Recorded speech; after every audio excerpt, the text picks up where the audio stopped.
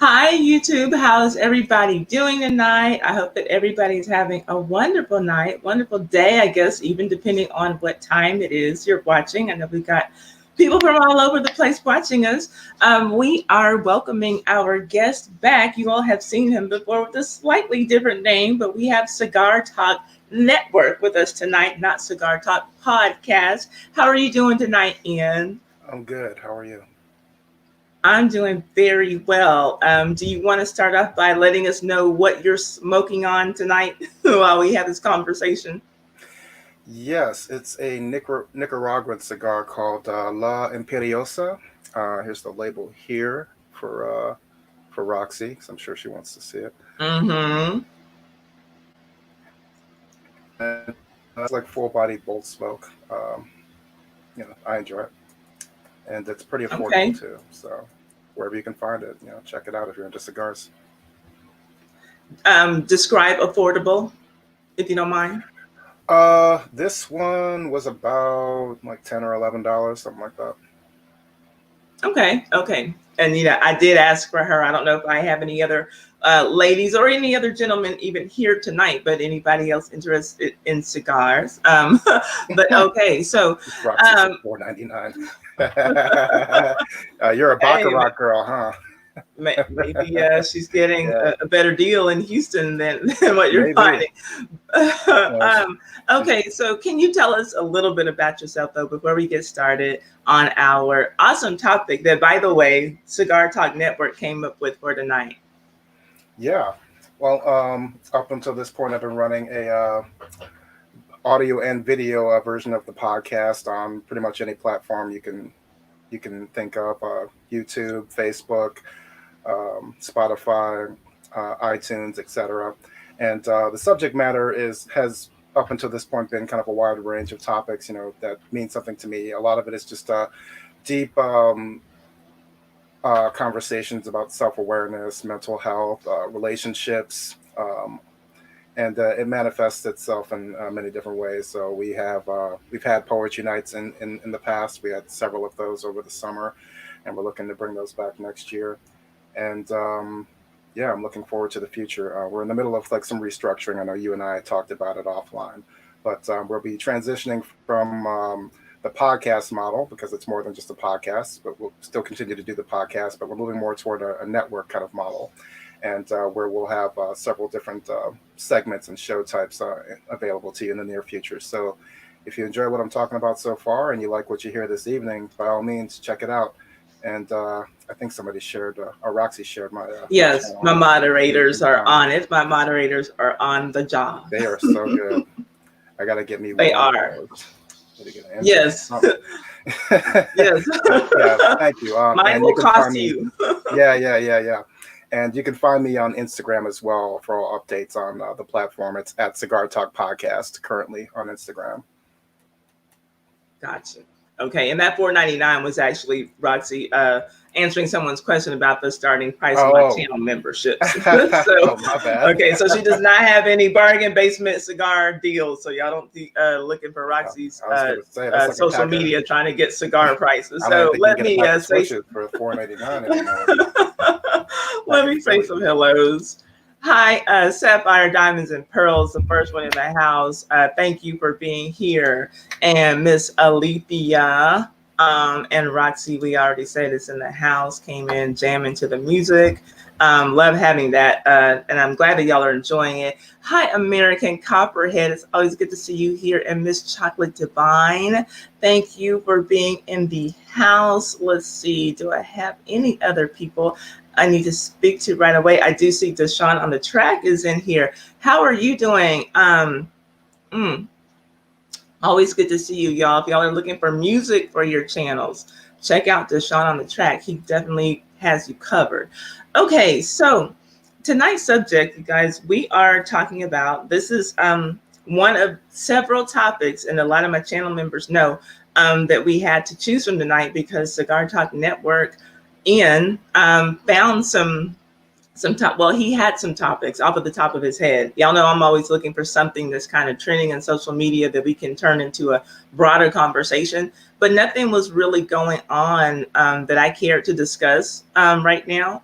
And so we're talking about managing expectations in relationships, and I feel like this is going to be an interesting conversation because we are talking to a man who professes to be a happily married man, and so we're not dealing with just my single self and another single self on the other side of the conversation. Where do you want to start this conversation? Because I actually have some questions for you, Cigar Talk Network. And before we get directly into that, I do want to let you all know that this is a call-in stream. So I'm going to put the invitation in case you want to come up and speak your piece on expectations and managing expectations in your romantic relationships. So there it is. If you have something you want to say or add to the conversation. So do you have a starting point, or would you allow me to ask you questions, or go ahead? We can start with your questions. I'm sure the conversation will blossom, Mm-hmm. Organically. It will. It will. It always does when we talk to you. And that's one thing that we like about having you here. Okay, so tell us first, how long have you been married, if you don't mind telling us that? just a little north of 4 years. Okay. Okay.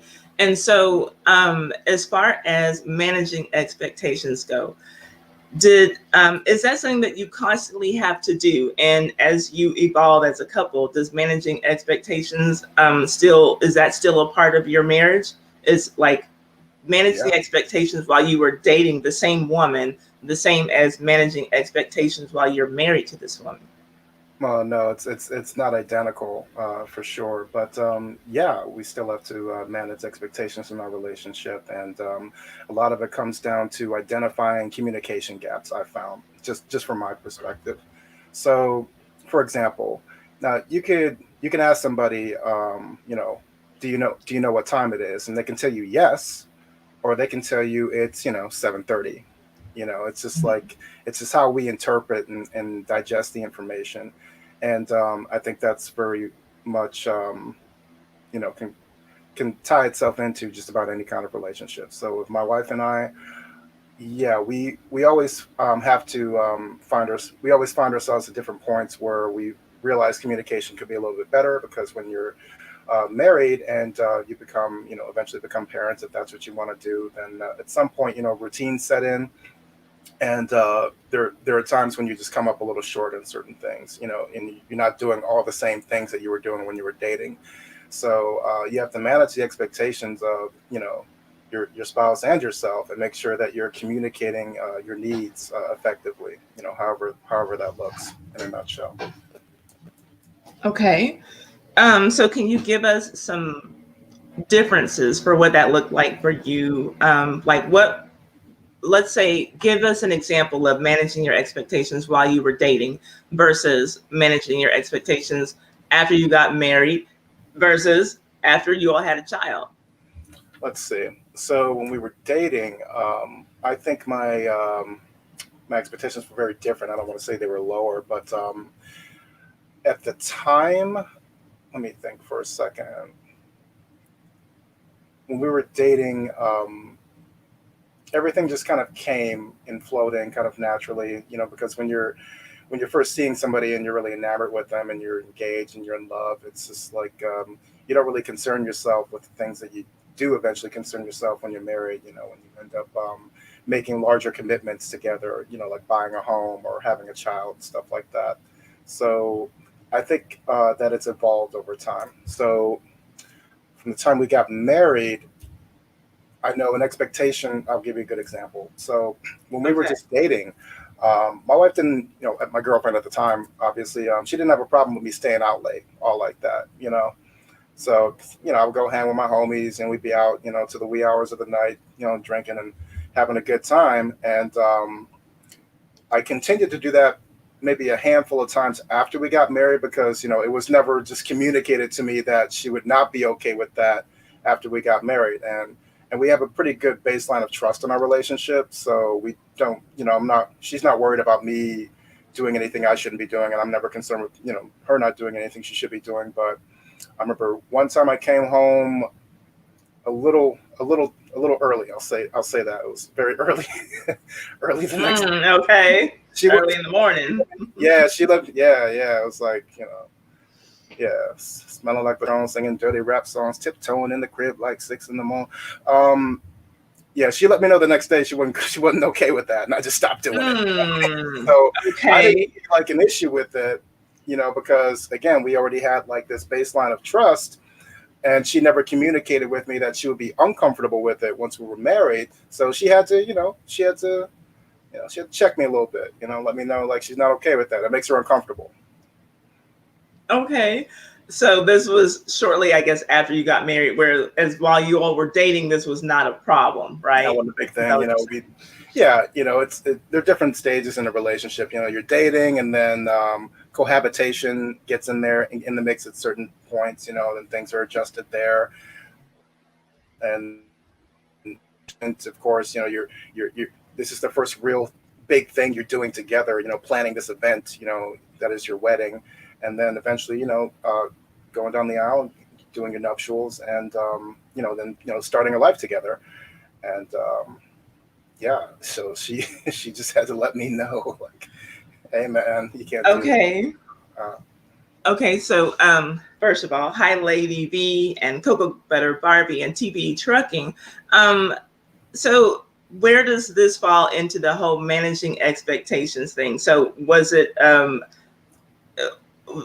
on your wife's part that it should have been the expectation that now we're married, he's just going to stop hanging out the way that he was when we were dating? Where's the expectation part in the example that you gave us? Hi, Rosorian Bug. And what is it? Is it, tell me how to say this. I guess, is it my try for reals? Pretty Mitri, girl, for pretty good real. lady. That's my homegirl. Mitri. Mitri. Okay, I'm sorry, Yeah. Mitri. Okay, thank you for coming tonight. So tell me that. Yeah, well, again, it wasn't really clear to me that that was her expectation of me, and her way of managing that expectation to make sure that I'm aware of that this will be expected of me moving forward was communicating that to me after I violated. Okay. Alrighty. Okay. So then now you're married. You have that as an example. What was the difference after a child came into the picture? Now you have your beautiful daughter. What's something that we've got to an expectation that we need to manage now? Time for me on my end, I guess it's time management and making sure that she's aware. My by she I mean my wife. She's aware of my schedule, what I'm doing and when, and vice versa, because we have this little person that depends on us, and we still, for our own, personal like mental health, need to make sure that one is getting a break, from being, mommy or papa. So I think in the beginning we hadn't quite set a baseline for like who's doing what when, because in the beginning, at least those first several months, um, mommy definitely has like a more, I guess, prevalent, you know, day to day, face to face role with the child, between Yeah. nourishing and setting up schedules, and and even now, my kid, she's a little older now, and just setting up, homeschool and all that fun stuff. So for me, I guess at that time, my expectation was that she was going to continue to do that, and she would let me know if she needed a break or whatever. But us being different people, like sometimes, at least in my case, I have to let her know she needs a break, because it may not occur to her to ask for it, because in her mind, she may just be like, well, he's not offering it. You understand Mm-hmm. what I'm saying? And Yeah. it may be her expectation for me to offer that, and just be the chivalrous guy and come in and swoop in and save the day. But Right. me, as dad, as a provider in the household, I think we're both working parents, by the way. But me, I'm more focused on, okay, making sure that the kingdom is good and set up, and making sure that we have everything we need at home, that everything is paid up, and then we don't have any issues there. That anything around the house that needs to be tended to is tended to, whether it's fixing something or um, you know washing dishes, whatever it is. Those different roles that Yeah. we adopt when we're in a household. So there was definitely a shift there, because as any parent knows, and when you have a baby, like it's definitely, it taps into energy that you previously had for other things in your life, and now you have to give Mhm. that energy to this child and being a parent, and you find yourself having to reevaluate your relationship with your partner because you're in a different phase now, if that makes sense. It does make sense. And I saw earlier, Lady B said that she loves that, giving each other a break, something that she does not hear often. Just from your standpoint, because we have you here, and anyone, you're welcome to call in. Um, is that something that you, as a married man, I guess, do you have other married friends you talk to about how things go, in their marriages? Like, I guess, like a male friend Sure. group, or Hmm. okay. So the whole, my wife needs a break. Is that something that's pretty common? Like when you and your friends are talking, or like, is it like, she had to ask me or I just offered? where does that come in? Should that be an expectation? When a couple has a small child, that a woman should she be able to expect her man and say, "Babe, you need a break." Yeah, Where does this come in? I have different friends who have different relationships with their women. Like my one buddy, him and his wife have been together for like pushing 19 years. You know, they're about my age. They were high school sweethearts, and they got married actually a week after we did actually. So, and we all got to participate in each other's weddings. It was really nice. You know, so they had already had like three kids at that point together, and they got Hmm. a very like deep relationship. So like the things I discussed with that particular friend is a little different than what I would discuss with somebody that's maybe a little more new to the marriage game. So, an example I'll use is my other friend. He's been married now to his wife for about 9 years now, I think, something like that.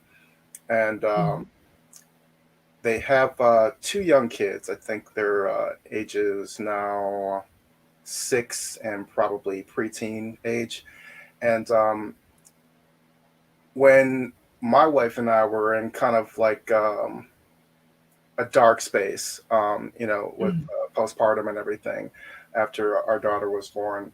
I had a conversation with them because I was really, my wife is a very independent minded woman. She's used to providing for herself. I talked to you a little bit about this on the phone the other day. Yeah. She was raised by a single woman who was raised by a single woman. So it's instilled in her to always do for herself and to always keep grinding and keep working. And it got to the point where I saw it being very destructive because she was so concerned about work and then nursing and pumping and setting up daycare while we're both working and all that stuff. And it just popped into my head like, you know what, maybe I should just take like work off the table and just let her know like, hey, if you need to take a break, if you need to stop working for a few months or a year or whatever, just to get yourself, get a good rhythm going, then do it. We'll just Hmm. just live off my income. It's like we're a team. We're doing this together. And Right. it made and it makes more logistical sense. For you to maybe a little focus on this, and then get back to your career once we've got that first year or so out of the way. Because like it's the difference between having a young child and then having a young child and you're a new parent. Especially. Right. So my buddy, he actually did that for his wife. He just told her like, just stop working, just chill out, and just focus on doing things that bring you joy, and tending to the kids where you have to, and I'll still keep doing, continue to play my role in the household.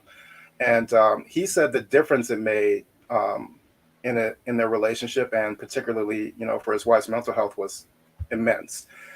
He felt like I imagine. he felt like he got his wife back. That's what he told me, because he Yeah. like he was losing her at some point. And you run into those kind of feelings, in those scenarios. I would imagine that's really awesome to hear, actually. So I'm looking at TVE Trucking's comment. I have it on the screen. A lot of us were raised by single women. We had to learn how to treat women or what they want. So this is, I think, a good thing to kind of bring up as far as dating expectations. So a lot of us, I think that we kind of go into relationships kind of thinking that more or less that someone was raised the way that we are. Like we kind of, when we're raised or reared rather a certain way, we think that the values that we have are generally the values that other people have, and the things that we've gone through are generally the things that other people have gone through. And so, but clearly sometimes that's not the case. Now I know that you were not reared by a single mother. You raised in a two-parent home, so this looks like something different for you. But your wife, you all have like that not in common. So there were things, I guess, that maybe, did you go into dating her having expectations based on how you were raised? Is that where some of our expectations come in? Do we just expect to see some relationship that looks like our parents, or like, you know? I I led into our relationship once I knew that this was like real. Mm-hmm. I led into our relationship with an idea of what I felt a healthy relationship should be, because though I was raised in a two-parent household, my parents did not have a very healthy relationship and a very healthy Mhm. marriage. So I looked at honestly their relationship as a lot of cues. Like I looked at it as a direction I did not want to go into because I see where Mhm. they both are today, and I don't want that for my family in 30 years. So, but in terms of like uh, my I guess minding my manners and the chivalrous part of me. A lot of that was instilled to me in me by my grandmother, my late grandmother, on my mom's side. She was very adamant about pulling out the chair and opening the doors for women and all that kind of stuff. So it's not always Mhm. something you get at home, but there's for me there was an influence, and I saw how some of my friends and their parents and how they did marriage, and I kind of took like little different pieces of that. Like my one of my best friends, him and Yep. his parents have been together, I think probably at least 30 plus years. Very accomplished professionals. One's a lawyer, the other one's a retired police officer. And what I learned from watching their relationship was the business of marriage, in terms of how they approach it, from, how they manage the funds to how they approach the communication to, their next moves, whether it's, buying property or, renovating the home that they're in and making sure that it's paid off at, this particular year, things like that. So I took different cues and inspirations from different things growing up. It wasn't necessarily, what I had at home. So I had an idea of what I Right. thought, a relationship, a good relationship, should look like. That's awesome. Hi, Miss Shalina. How are you doing? Okay, so that's good stuff. So I want to know, do you have any advice for people who are dating and what to I guess balancing the difference between the reality and expectations, what to expect or how to approach dating from this standpoint? For me, I guess honesty was a big one for me in terms of how I leaned into this relationship, and I guess my relationship with my wife is, I guess, very different than some that I know because my wife and I were actually friends first for like 3 years before we started seriously, seeing each other that way. So we had like a pre-existing relationship, and that wasn't, based around, romance and sex and everything. So we had a good grasp of who the other person was by the time we started seeing each other, as opposed to like the dating scene today. You're basically taking a chance and keeping time with somebody who's a stranger to you, and hoping that things don't go left. And you always have to make those decisions, like, okay, how much of myself do I really want to share with this person? Because we all have our our experiences that have kind of nurture this distrust, for the opposite. And it's not Mm-hmm. even something that I don't think a lot of people are conscious of necessarily when they first get into these relationships. But for me, you, there's a way of being honest without being a total jerk about it. Like I Yeah. reckon that most guys don't start seeing a woman with marriage in mind most of the time, depending on when you catch them in life. It's a Okay. there's an aha moment that comes, later on, like that's what I'm, Okay. it's like, oh, this is the real deal. Like I should probably start taking this seriously, and Okay, that's just so that I guess and that's something that women need to know going into relationships. That I think that we tend to have the expectation, that we're dating for marriage, and we're thinking that the person we're dating is as well. well, But perhaps the reality is something different when we're dealing with men most of the time. it's possible. I mean, are most women dating for marriage? Or I think that past a certain age, yes, I would say. But so can we take like a very unscientific poll in the audience? So who's dating, who's married, and who's dating, and who's like not even worried about a man? Just say kind of what your status is: married, dating, not worried about it, married to myself, whatever. If y'all don't mind, men and women, just kind of put it in there because yeah, this would be a good time to get some audience interaction. Okay, so Roxy is dating, and we've actually had a couple of members only streams about dating at Roxy's request, and they've been very interesting. Anybody else? Is Roxy the only one? Miss Shalina says that she's not worried about a man. Okay, let's see here. Look, that's where I am, honestly. Victoria Pilgrim. Hi, Victoria's back. She was with us last night. She's dating. TB Trucking is married. Okay, so we have two married men, including our co-host. Let's see here. Okay, so well, that at least gives us kind of that covers the spectrum, right, of what it could be. Diamond Princess says that people date. Let's see. Oh, the Rosorian Buck says he just got out of an abusive relationship. That was actually my second choice tonight. Let's see. Mitri says that she's with someone almost 4 years and have a lot of work. Oh, work still. Okay. Okay. I guess like have a lot of work to do in the relationship, I guess. Mm-hmm. Okay. So we have a wide spectrum in the audience going on. So of the ladies who are dating, or even if you remember dating, there was a time, I guess, Michelina, when you and I maybe cared about dating. When you would go into a dating relationship, when do you expect to, or do you date with the expectation of marriage? Do you date hoping that the relationship gets serious enough that it leads to marriage, or do you generally date just for a good time? And if you don't mind saying maybe your age range, just give us a 20s, 30s, 40s with that answer. I will say for myself, while we wait for those answers to come in, I was never big on dating, but when I would get into a relationship, it was serious. Like I always just kind of liked my space. I just got out.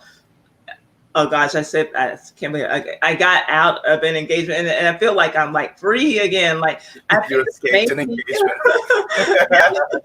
I think that maybe I'm not supposed to be with anyone because like I do feel like, yeah, I'm doing my thing. I'm working. I have my dogs. I go exercise. That's cool. Like marriage is and nobody's bothering me.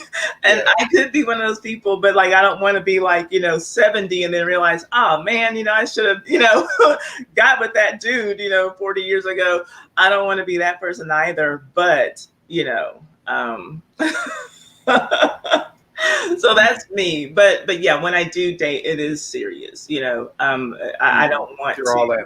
I don't like people, if I can be honest. I don't like people, and I don't like the idea of like spending my time with this guy and then spending my time with that guy. Like if I can find a guy and like I can put up with his shit and he can put up with mine, like okay, cool, let's hang out. Like that's always kind of been my approach, to it all. So let's see. With that said, we have let's see. Roxy says that she only dates with the intent to marry. Lady B says yes, date for a purpose. That's what Color Me Pink says. Color Me Pink does not say that. Color Me Pink says fuck for a purpose, and she's talking about fucking men with money so you can get a bag.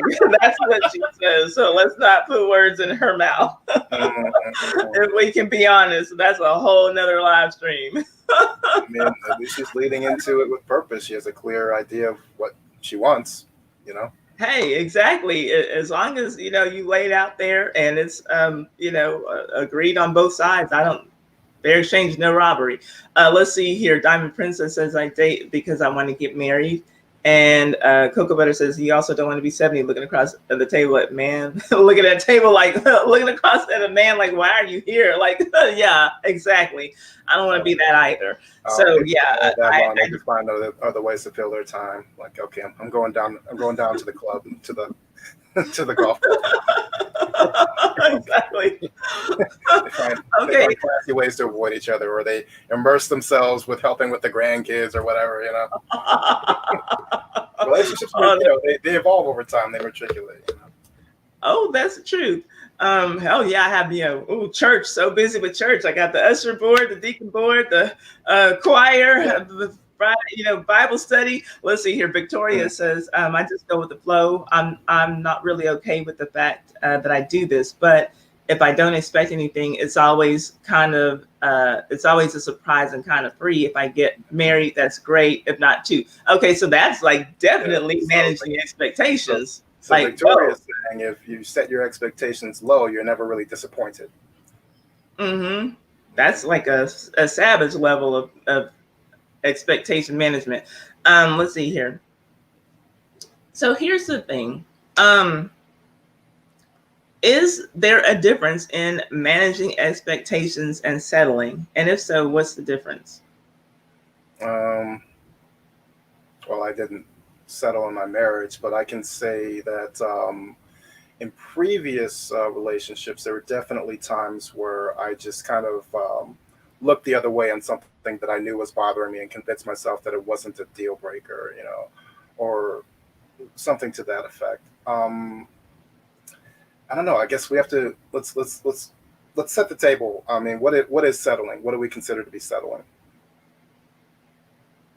Well, I don't know. Let's say, like, you have some, everybody talks about their list. Like, what is your list of musts? And, like the things that you can do without, like, that you like or whatever. So let's say you don't get everything on your list.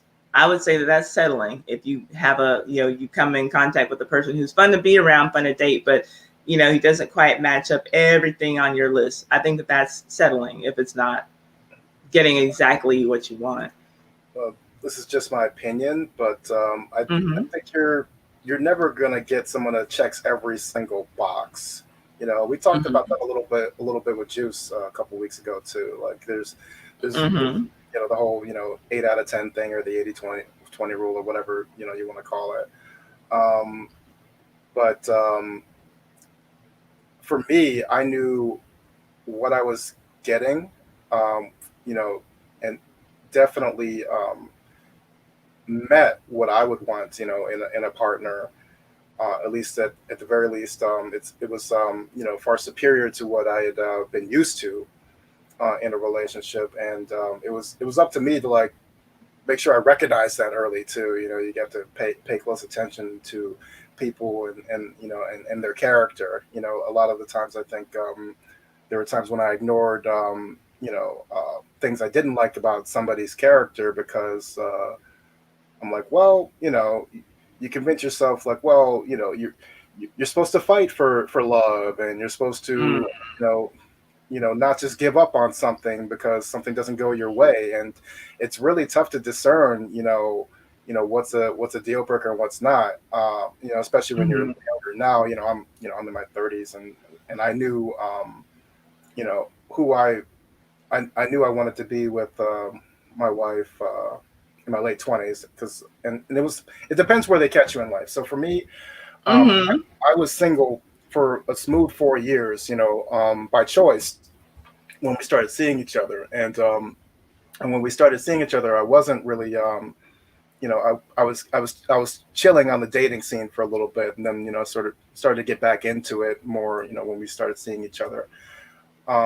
So I looked at those 4 years as, and this is probably a broader conversation, but for me, those 4 years were really very clutch for me as a man, because I had the time to set up my foundation in life. By the time I started seeing my wife, I had like a car, had a crib, had a career. I didn't, I wasn't borrowing money from my parents, or anything like that. I was Mm-hmm. financially independent, self-sufficient. I could cook for myself and everything. So she came to me at a point where I didn't need, I guess a woman to like survive necessarily, but Yeah.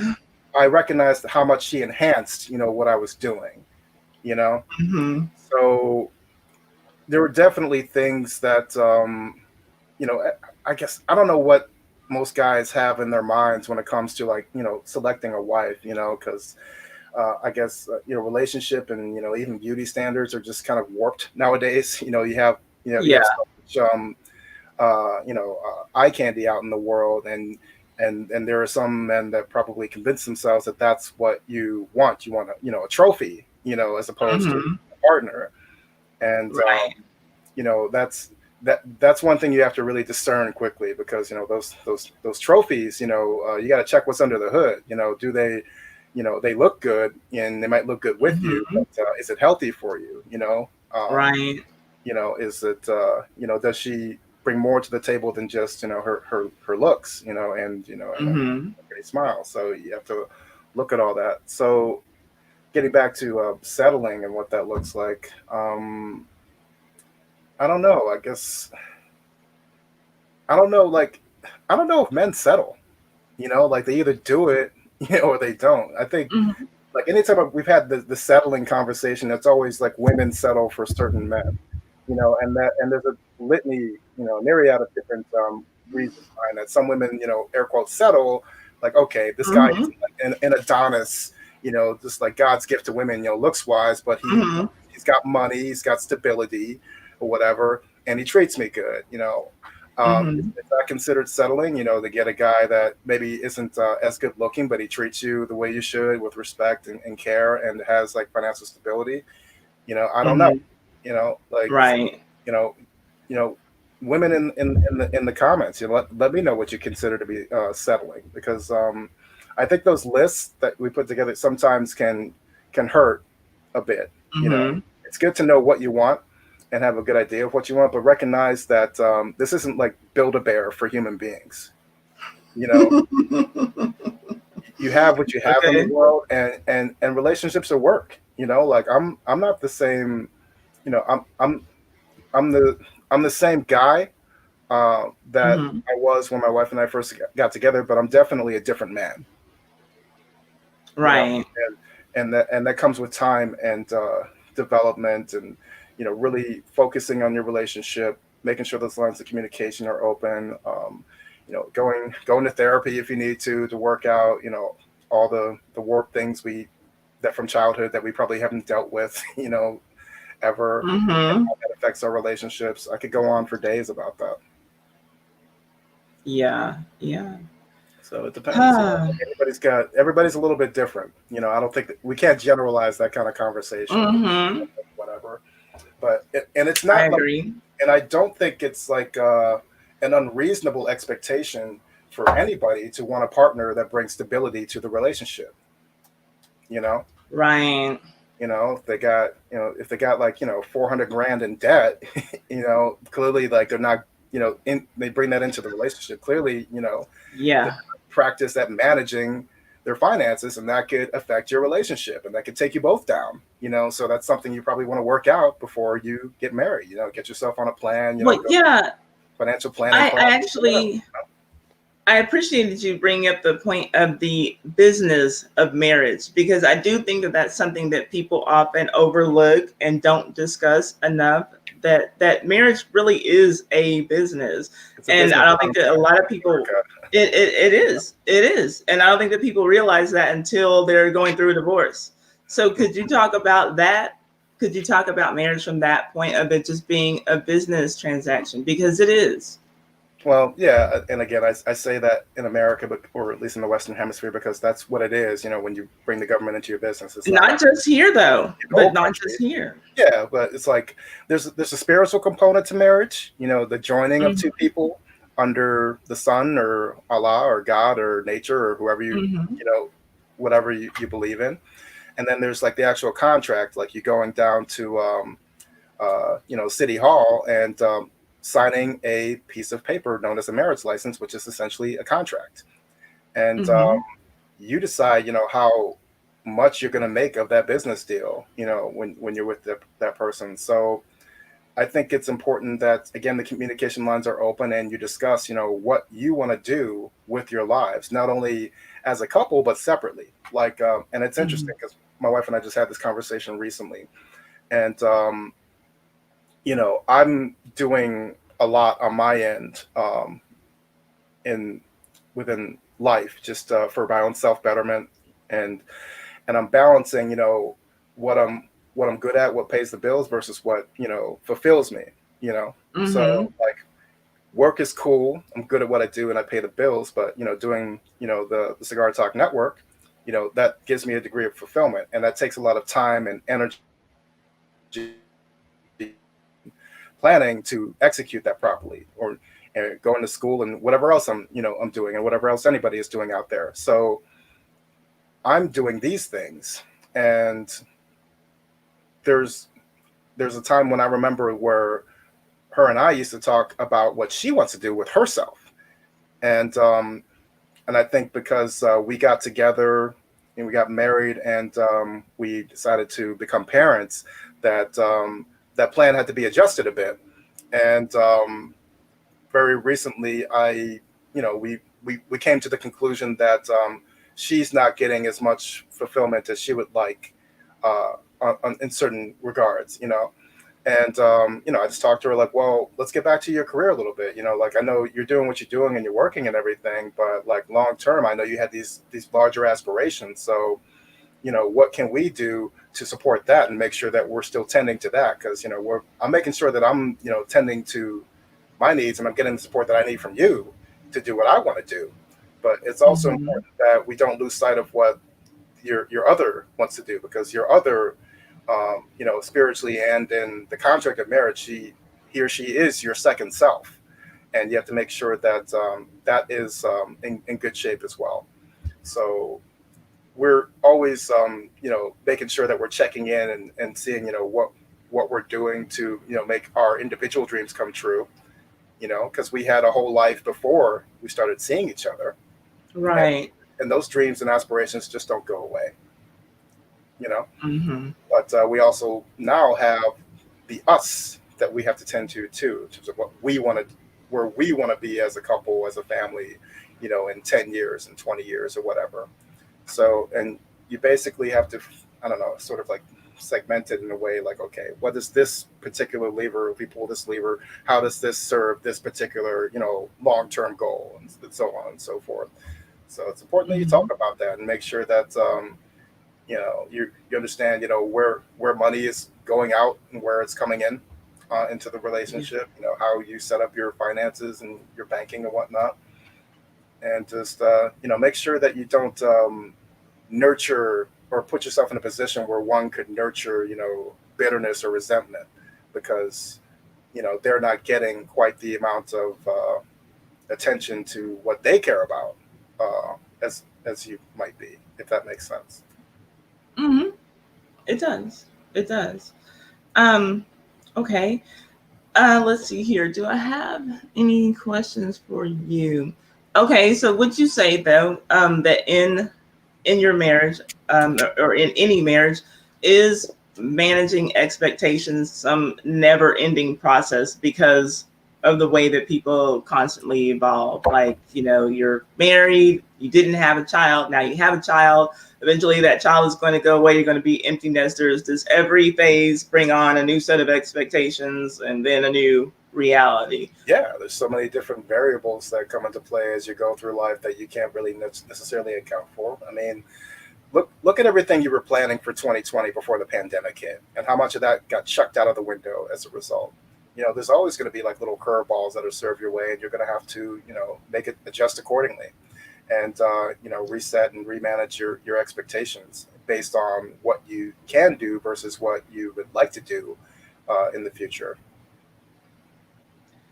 You Let's can't see. do Looks now like what you there's going to want to do in be. the future. I no, I got you. It looks like there's going to be more to this comment. Hi, Misfit Nation says some men pretend to be one person though, and become another once you're married.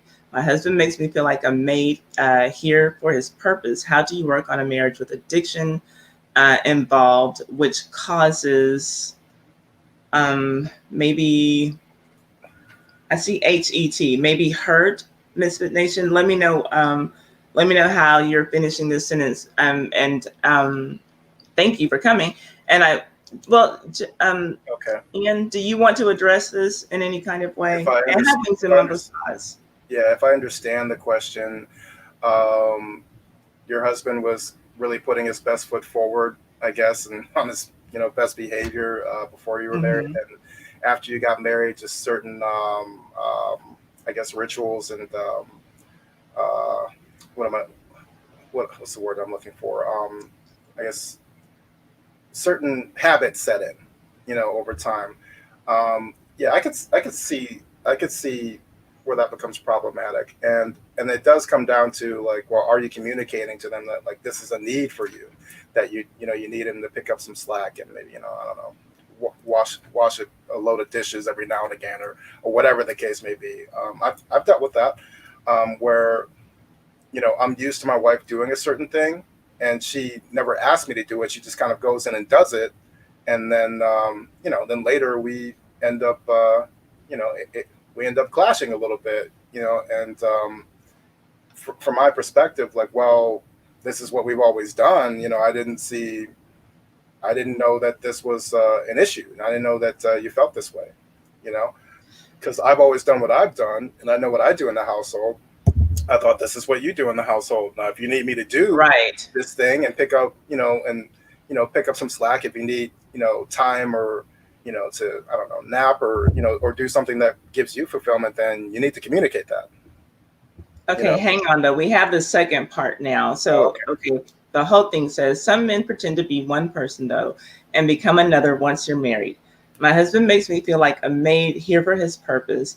How do you work on a marriage with addiction involved, which causes a lot of anger in him, where you can't communicate but have a family, okay. but So, have a family? okay. So okay, we'll need a little more context for that one. So when we say addiction, is there Yeah. like a substance abuse thing going on, or Right. Do what you is the care to, addiction? if Do you you feel care to comfortable? share Yeah. what, yeah, if you care to share what that is. Just for 5 years, he was so amazing, but now we are so different. Now, I will say, again, this is a call-in stream. If you're going to call in, you do have to come in on the camera because of some things that happened with my channel that almost got it shut down. If you, and you don't have to call in if you want to just comment and give us more context, and then that's fine as well.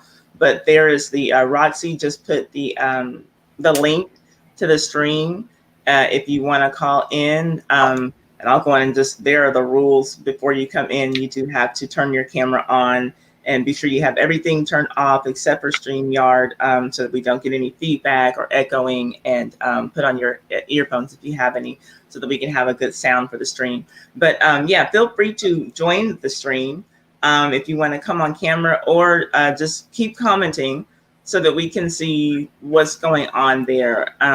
Because the addiction thing, that makes me nervous, and I don't want to just say anything too hastily before I understand what's going on. Right. Because and if you don't feel comfortable stating Yeah, I exactly certainly what, understand that's that. cool. I could just work off that and give you like, well, in this particular scenario. So, Mm-hmm. okay, if you're Mm-hmm. with somebody who has some sort of addiction that is, uh, you know, deprivative, or definitely, what's the word I'm looking for again? Detriment to Okay, your hold up. relationship. We have it. We have it. We have it. She says, yes, he got addicted to cocaine, and I feel like I've lost him. There we go. Okay, yes, he got addicted to cocaine, and I feel like I've lost him because we used to go on dates, watch movies, etc. But Mm, now it's drugs and gambling. those are two really tough addictions too. Um, yeah, well, I'd say I've never had to deal with like that. Like the closest thing I had to dealing with something like that is I did have a girlfriend who was an alcoholic, and that definitely Mm-hmm. led to the destruction of our relationship. Um, Mm-hmm. and you've got kids in the mix too. Well, you've got to set up your priorities first, I would say, because let's look at the rocks. All right, so we've got family, you've got the babies, and then you've got addressing their addiction and making sure they get the help they need, which that's a long process that you cannot do on your own. And then there's the preservation of self on top of it, making sure that you're together, because if you're not together, then you won't be able to accomplish any of this, tending to the kids, tending to your family, and then getting your husband back. Let's see what she says here. She's got a new comment. Yes, but I love him, and no, addiction is a sickness, and never to turn my back. I guess never want to turn my back on my family, but I need to do what's best with my son, and also find the strength to find me again. That is, yeah, this is a self-preservation issue, in my opinion. But I want to hear what Ian has to say.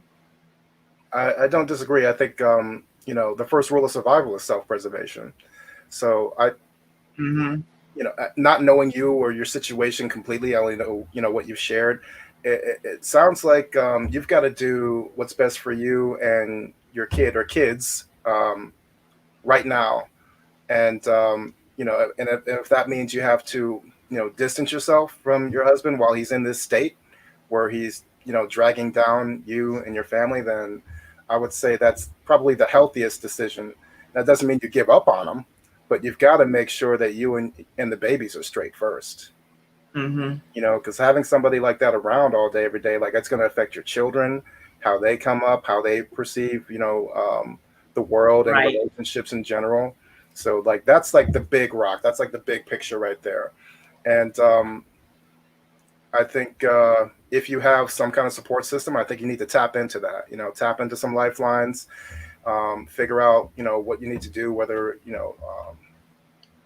you need to remove yourself from that situation or find a way to remove him for now, while and then work on Mm-hmm.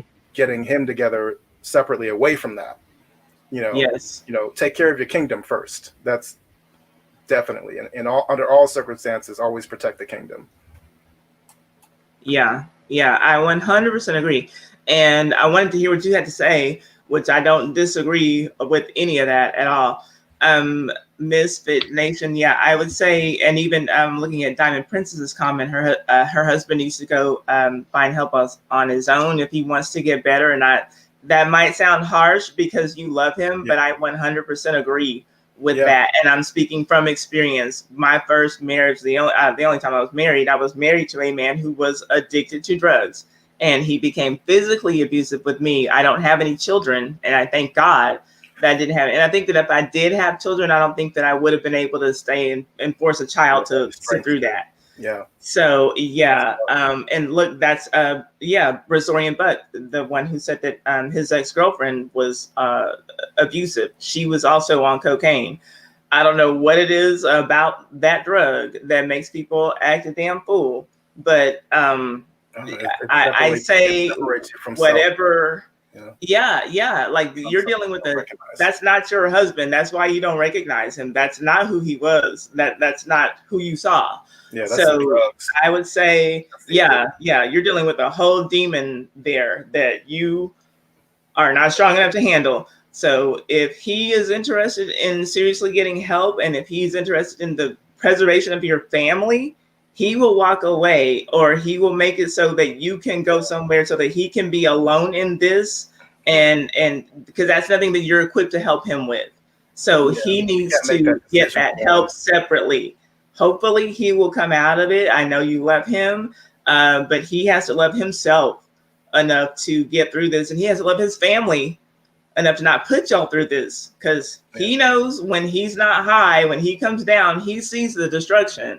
So if he doesn't want to put his son and you through that, he will do what it takes, but he's got to do it for himself. And if it And matters to him, he'll do it eventually. yeah, Like, addiction is yeah, tough. and if it doesn't, the sooner you get away, the better.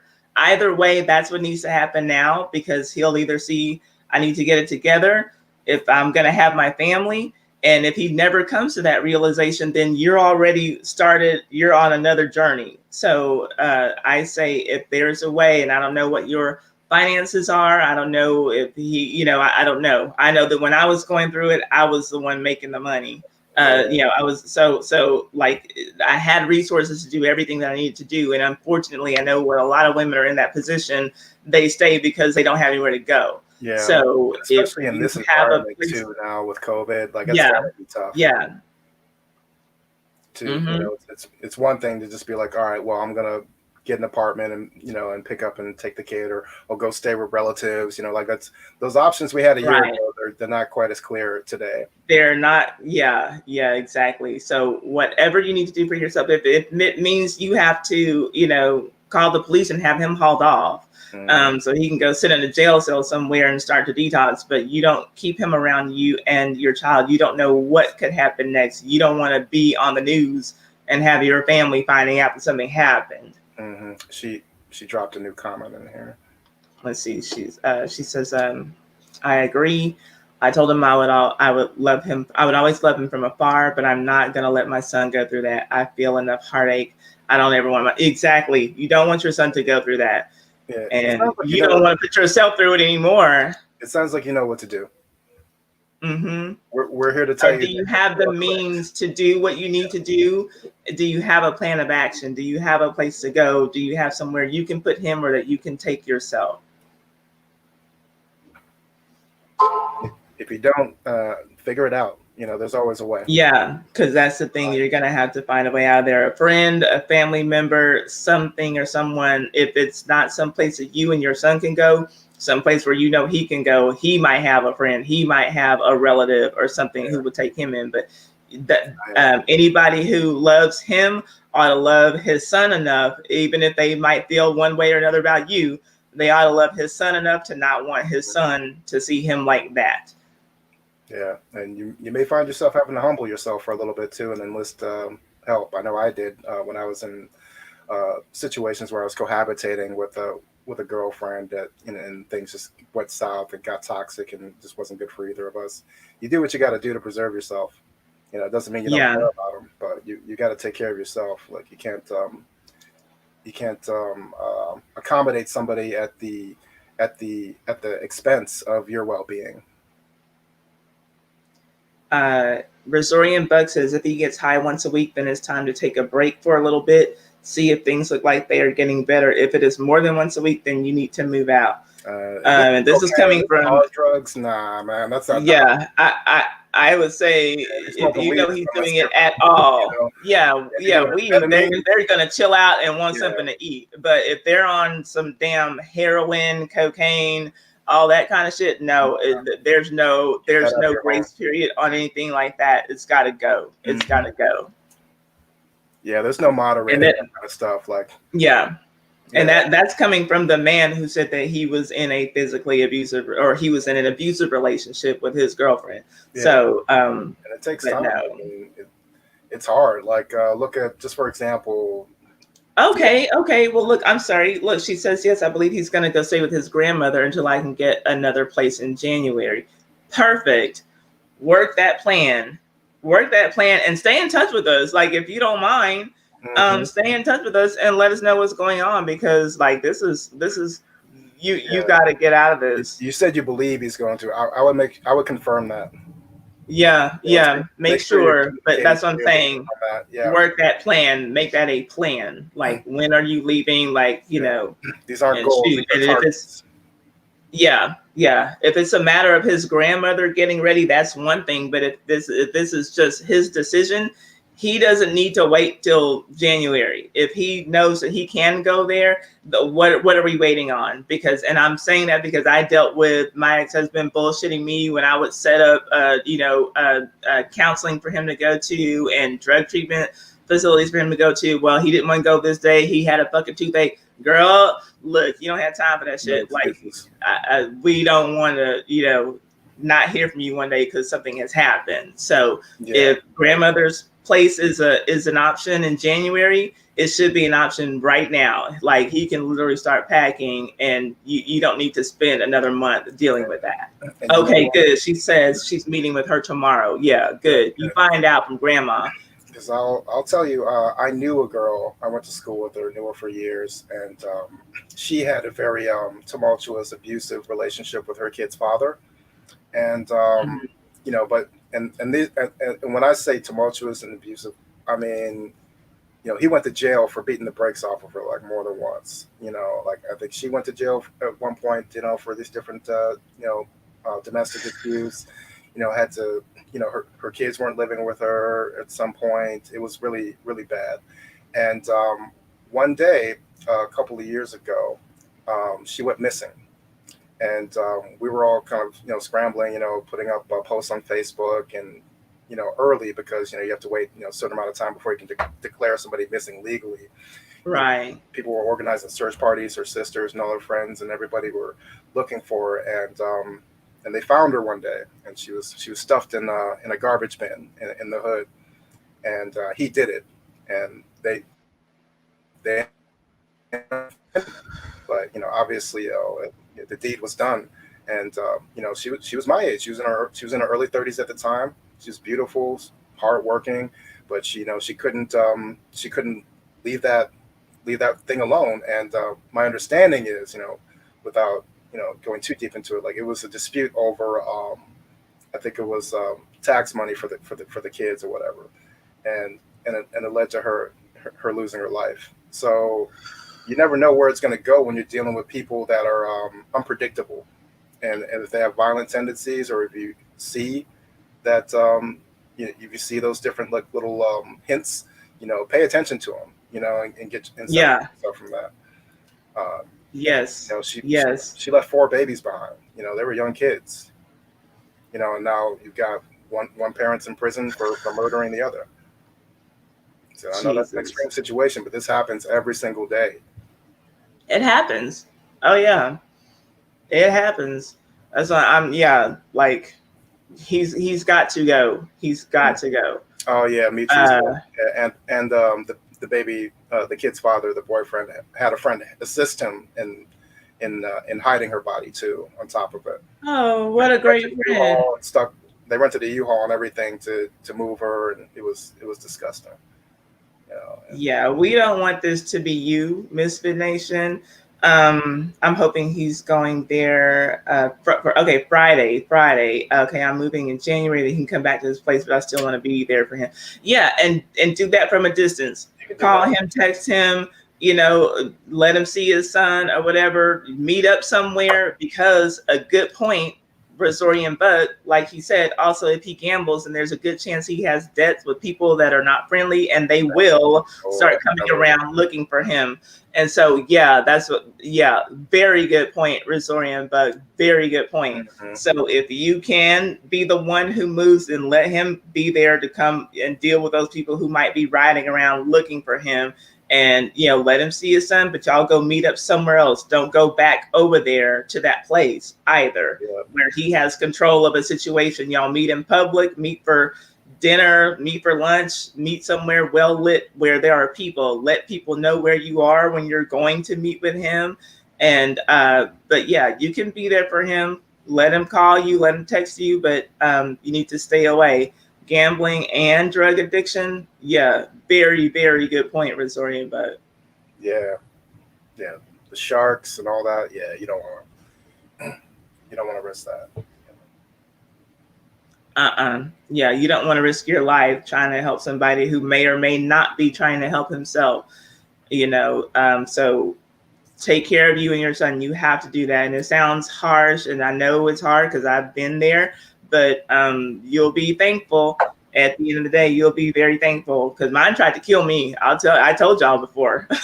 He tried to choke me to death. When he let me go, I kicked him in the head and I knocked him unconscious. He thought that my Taekwondo trophies were for play, but they were not. And so I kicked him unconscious, and I waited for police to get there. Don't play with your life. And seriously. Yeah, it ain't worth it. Mm-mm. No. If he wants to get help, he's a grown man. People do what they want to do. People do what they want to do. If he really wants to get the help, he'll start making the changes he needs to make. But that's a lot to deal with. A drug addiction on top of a gambling addiction. How are you going to have the stability that you need for you and your son? Dealing with a man with these issues. Absolutely. Let's see. Oh God. Mitri said, I lost a cousin to her boyfriend who was also abusive. He beat her up to death and ran off. They found him a day later. She never told us her issues with him. Oh, how sad. How horrible. How horrible. That story is like it's terrible. You don't want to believe it could happen, but it's not as uncommon as you would think. It's not uncommon Yeah. for women to like not say anything, or whoever is on the wrong end of the stick when it comes to abusive relationships, because part of it's embarrassment, another part of it is fear, and sometimes we delude ourselves into thinking like, okay, they just got away from themselves this once, a few times, Right. are good, Yeah. I can That was me. Yeah, That was me. I you thought want to that, fight and for love, then right? You know.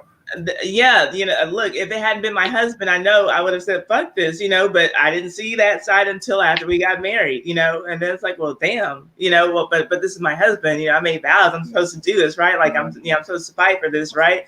And so I stayed. He got physical with me 3 times before I finally even fought back, and he never realized. I'm telling you, Three don't do times this too many. because it's not just about protecting me, it's about protecting you, because I've only ever fought with men. I can kick your ass. Like, I really can. Like, don't do this. But he wasn't thinking about that. So it turned out the way that it turned out. Yeah. But let's see here. Yeah. She said, I agree. I do know what I have to do. Sometimes we just need confirmation. Yeah, we as mothers feels like we are breaking up our families, but sometimes it's not the case. It's never over. But right now, it needs to be on hold until he can show me or me and our son first, that you and your son are first priority. Right. And if he cannot, that you have to realize that is, a possibility. That's something that you can expect as well. And there might be another man who's waiting around the corner. Hell, it could be his your husband's drug counselor. Who knows? There, but don't let that be the thing. It sounds like you do know in your mind. And unfortunately, the heart doesn't have a switch to just get on tune with the mind like it needs to. But No, keep going. Just work your plan. Work your tomorrow is plan. the first day of the rest of your life. Just treat it like that. And Stevie Wonder said it best: "Love is peaceful." My wife and I have Absolutely. never even played like that. We've never put hands on each other. Like, Hi, JD. Yeah, no, we don't that's even not yell the at way each other. to All, you know what I'm saying? Like, that's just not the kind Mm-mm. of energy we want in our household. We don't want our daughter to consume that. No, We're never no. overtly disrespectful to one another. In public or private. We have a That's baseline. right. And all healthy relationships have that. That doesn't mean that you're going to skip down the street every day, and Right. you're going to agree on everything, because you're not. Like, relationships and marriages especially are work, and Right. this marriage has come to a bit of a juncture. Absolutely. You've made your decision. Absolutely. Stick to it. Stick to the plan.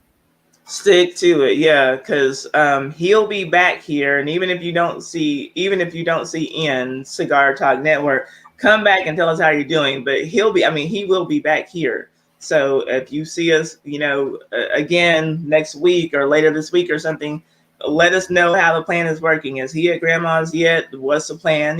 Let us know what he's doing, and that's fine. There's nothing wrong with having a soft spot in your heart. Well, there's nothing wrong with loving him, but like you said, you need to love him from afar, and love him on the phone, love him by text, love him in public places and open spaces where Hmm. there are witnesses.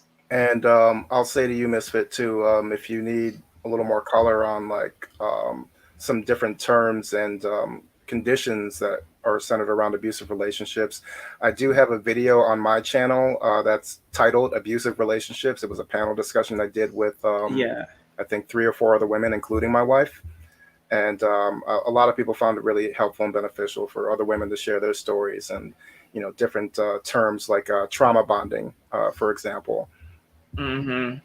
So it may help you to check it out. And I'm not just trying to plug my content. And I just think No, that's a perfect time. Yeah, and that's what you're here for, though. I'm not tripping. And by the way, if anybody in here has a channel, feel free to plug your channel in the comments. Y'all know I've never had a problem with that. I never will. We're glad that you came. We're glad that you came, and I know that that's a lot to be open about. But we just want everything to work out for you. So please, just keep us posted, yeah, please. if your moderators don't mind, if you want to pull up the link to that video and drop it in the comments, I'm cool with that. If you think it'll If make y'all don't mind, if somebody doesn't mind, but the channel is his channel is in the comments, and also for anybody who's not watching this live, Cigar Talk Network, I put that channel in the description box as well on this video, so you can find this after we go live. Hi, Eric. Yep. Um, And the women I did the panel with, one of them is well, two of them relationship coaches actually. So they're really well versed in like the medical, aspect of it. Okay. I have my dogs growling at me. Hello. Let me get them a treat. Um, but yeah, please stay in touch with you. Now, Eric is saying that him and his mom you and your mom had a domestic dispute, got kicked downstairs and throw punches, took my phone, glasses. I had to reach to get them. Eric, do you have a resource for Eric? Because that's not normal. That's not good. Got kicked down the stairs through some punches. Oh, I'm sorry. Um,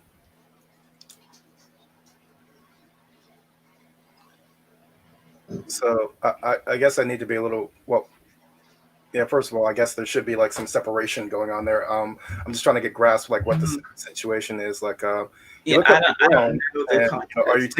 are you looking after your mother, or are you living with your mother right now? I guess I need to get a better like idea We of need context. yeah, a little more context. But Hmm. it sounds like you need to get away from that situation. You don't look like a kid, so I think you should probably remove yourself from that. I don't know if your mother's like has like a mental illness or anything like that. And if you're looking after her, like, obviously that's a significant nuance to that kind of scenario. But yeah, you shouldn't. Right. You know, yeah, nope. You should never be throwing punches at somebody you love. Yeah. Yeah. Okay. He says that she's on crutches. Okay. Thank you. Roxy put that video up Thank you, for Ross. Misfit Nation. Roxy just put that video in the stream. And okay, so Mitri said that this came up in my feed. I opened it and there was Ian. So glad I came across this. I subscribed to both your channels. Thank you. So okay, I figured that she just saw your Facebook post Yeah, or I thought you something, saw and the that's promo. why. You were just Yeah, that's you were just funny. YouTube surfing and you saw me. That's cool. That's pretty cool. The algorithm is smiling on us this evening. Yeah, I guess so. I guess so. Subscribe to my Um, channel too, Mitri, if you haven't already. yeah, thank you so much, Roxy, for posting that video. Hi, Isaac, how are you doing? And so it's funny because the my second choice. Hold on, Rocco, go get in your bed. Go get in your bed. My dog is sitting here grunting at me like go get in your bed. That's not your bed. The nerve. Okay, sorry. So yeah, my second choice was actually to do a stream about one of your topics was abusive relationships, um, and I was looking at that one because I could have tied it into something that was pop culture related, and I told you that that's kind of how I like to do it.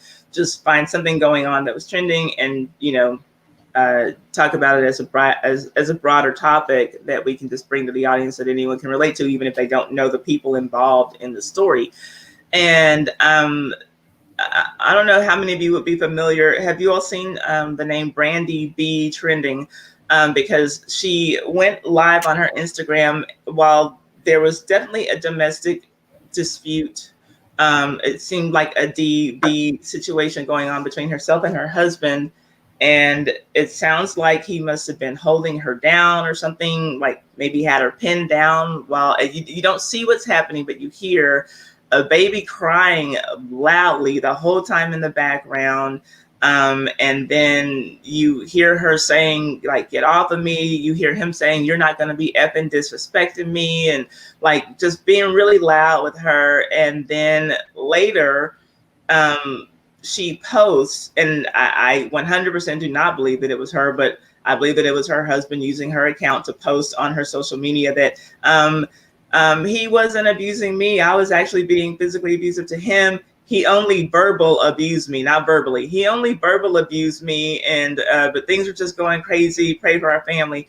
And I felt like either she did that because he told her to, or he just used her phone himself and posted that. And then later she posted a video, showing that, I don't have any bruises and everything is okay. Oh, hi, Carolyn. I didn't know that you were in here. I don't have any bruises. Everything's okay. I just wanted to show y'all, all I have is pimples on my face. And she's, scanning her phone up and down her body so that we can see that there's no bruises or anything, which that doesn't mean that you didn't get hit, and a lot of times men who hit women fight like bitches, frankly, and so sometimes you're not bruised, when those type of men hit you.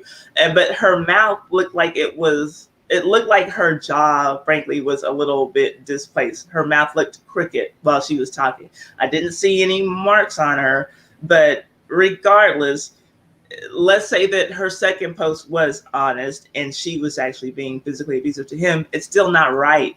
Like, nobody should be touching, like, keep your hands to yourself unless you're hugging, touching, loving your mate. Like, keep your hands to yourself. Like, and I say this for women because we don't grow up in the age where, men don't necessarily, hit when, we were taught when we were younger, boys don't hit girls.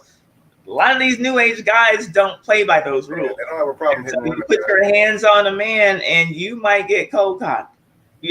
That's just so I don't tell that. I don't suggest that to women. Don't have this sense of comfort that you won't get hit back, because it can happen. Yeah. It could just be her name is Brandy B. She's just she was on Love and Hip Hop Hollywood. Her claim to fame is like being a god sister or something to Brandy and Ray J. She's not famous on her own. Her husband is a music producer. She's not famous on her own, but regardless, I found her very annoying on the show. But yeah, definitely a C-lister. But even a D-lister doesn't deserve to get beat down, and it was just disturbing. And I don't think that anyone was suggesting that, but So I don't know. Do we need to come back later in the week and have a whole another discussion about violence? Yeah, we can. I mean, I'm game. If the audience wants it, then for sure. And Wings and Mumbo's also saying it's just as bad in same-sex relationships. And that came up in another stream that we did, Wings. I can't remember. But that is something that I hear. So yeah, here's the link. I don't think it's exclusive to any particular relationship type. No, I don't think so either. But just know you have to come on with your camera on. We have to be able to see you so that I can eliminate any kind of foolery that might go on. But yeah, feel free to call in. Yeah. And we'll go for, nice. Let's say, you want to make it 2 hours even? Yeah, I'm good. Okay, because I don't know what your schedule is. I don't know what the family schedule is. So I don't want to mess up. No, this is a better week for me. This is a better week for me right now. Okay, good. Things are winding down a little bit, and I've got a little more flexibility. Oh, okay. So yeah, the Brandy B girl, she's Whitney Houston's goddaughter. I do remember that, but she does have a connection, a tie to Brandy and Ray J too, and maybe that's how she got on Love and Hip Hop Hollywood, because Ray J is on there. I don't know, but yeah, in and of herself, she doesn't seem to have any discernible talent. Let's see here. Wing says my ex used to get intoxicated and swing on me. The one time I couldn't take it anymore, she called the police on me. Wow. So how did that end? Because I mean, that's two women fighting. So how does that end? Do the police decide to take away whoever is beat up the worst, or do they take anybody away? Do they just come and file a report? What happens in a situation like that? Mm-hmm. That's not good. That's not good. That's why, it's just never worked. These people with, these types of addiction problems, people cannot keep their hands to themselves. You might love them all you want, but ultimately they're going to be no good for you. You got to find a way to get rid of them. It's bad. Yeah, bad stuff. That girlfriend I was telling you about earlier with the drinking problem, she swung a garden hoe at me.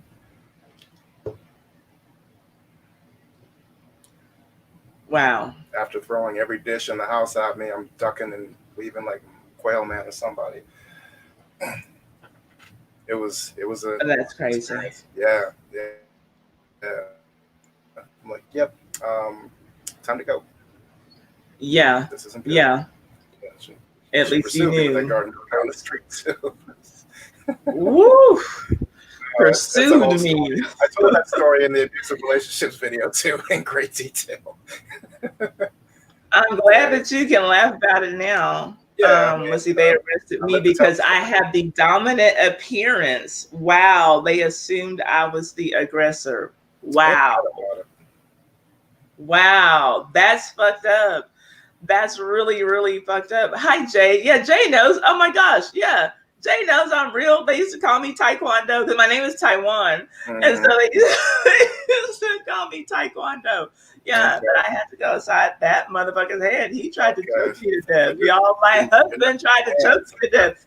Do you know how embarrassing that is? Like, and that's why a lot of women don't talk about it. Like, because generally I make good decisions, but then like you have this really important decision you make about who you're spending the rest of your life with, and they're fucking beating on you. Like, what? Like, you don't want to tell anybody that shit.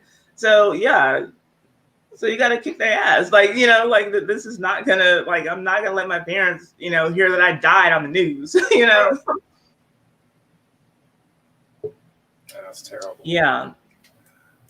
Glad you made it out of that situation intact. Oh yeah. Me too. Me too. Mm. Yeah, that's a bunch of bullshit though. But I hate to hear people going through stuff like that. I just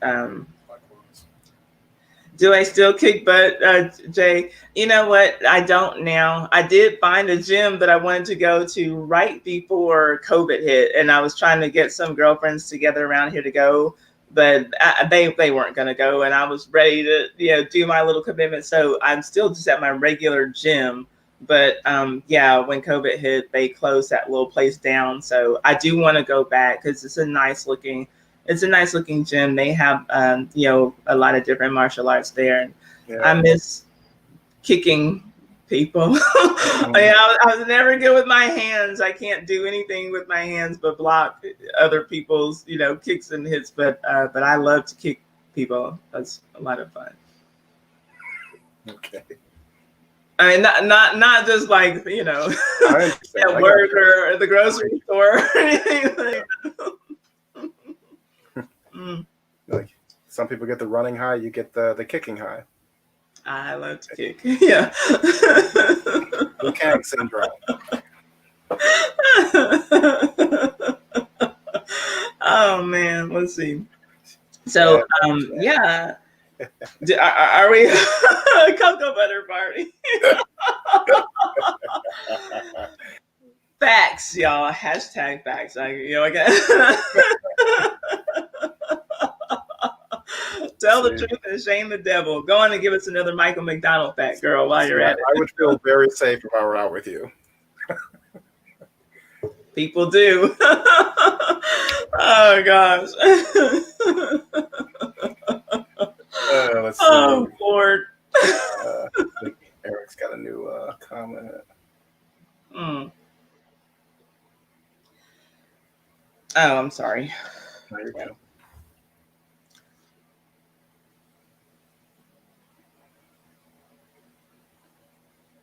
I'm so lost, Eric. Uh, yeah, I don't know what to make of that. Yeah, we are lost. Okay, it's not just me. Yeah. I don't know. Maybe rearrange those thoughts so it's more digestible. Yeah, yeah, yeah. Are we going to get our train back on track? It's okay. Don't apologize. We're just trying to understand, Eric. It's all good. Um, are we going back to expectations, managing Sure. I mean, expectations? did you have any more questions? Or No. I know we went off into a little bit of a tangent. Do y'all have No, any we're gonna questions do or comments? Keep going. I mean, right. I've got some time. When will we see you back? Now let's see. Tomorrow I have Mr. Chalaki back, y'all. For those of y'all who want to come back for Real Housewives of Atlanta, he was ready to do it today, but I was like, nope. I got in coming. I was like, I already got somebody penciled in, so you got to get in when you can. You had your chance. No, he's good though. And we had a blast with y'all yesterday for Real Housewives of Potomac talk, but he's gonna come back for Real Housewives of Atlanta tomorrow. Then Thursday we're back with Orange Juice Jones. Friday, I don't think I have anything scheduled for Friday or Saturday. I don't think. Shoot, my calendar's up there. I don't think I have anyone scheduled. So if you'd like to come back here one of those days or Saturday, I'm thinking, yeah, because I typically stream by myself, but if people want to come, I've been extending the invitation, and some people take me up on it, some people don't, some people used to, some people won't, but it is what it is, and so we're moving right along. So here we go. Okay. I guess Eric wants us to talk about how dusty certain black men are. I'm not talking about that. Yeah, we're gonna. Well, Yeah. I'm sure that another opportunity will present itself, and when it does, I'll be right on top of it. But today, we'll try to stay on topic. I Today mean, we'll try to stay on topic. just generally speaking, like I don't want to, dump on other black men. Okay, well, this is interesting. Wing says, I have to go back and catch the first part of this discussion. To be honest, my expectations have never been met. If you're still with us live, do you think that your expectations are too high? Do you think that you're just like, for whatever reason, not meeting women who meet your like? Is there some pattern like that's like part of what you're finding or where you're looking or whatever? Why do you think that is, that your expectations have never been met, not once? I mean, I guess is that the assumption that if you're not in a marriage, that on some level your expectations have not been met? Should we assume that? She said that her expectations are low as the ground. So how is it that they're not being met? How is it define low as the ground, first of all. Yeah, what are your What do you expectations? consider low expectations? Mm-hmm. And how are those expectations not being met? Can you give us a little more? Yeah, context? give us like your top three. Like, yeah, me too. Yeah. Me too. Okay, so marriage is not an issue, she's saying, but what's your top three on your list? Yeah, give us the top three. Give us bullets. Or else, like, the main things that you do expect that you're not finding. Because maybe you're finding people who meet the top three, but they're not meeting the rest of the seven. Mm-hmm.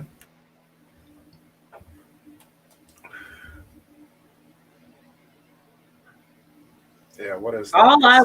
All I want is a man like Monique Samuel's husband, who doesn't bat an eye when you say, honey, I lost $200,000. I spent it trying to make this podcast event and nobody showed up. And then he just says, that's okay. What's for dinner? That's all that I want. So you want Jeff Bezos, huh?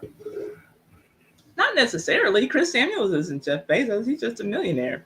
Okay, so she says her top three: communication, honesty, and compromise. So are you saying that you've never found all three of these in one person? You never found any of them? You get two, but not one?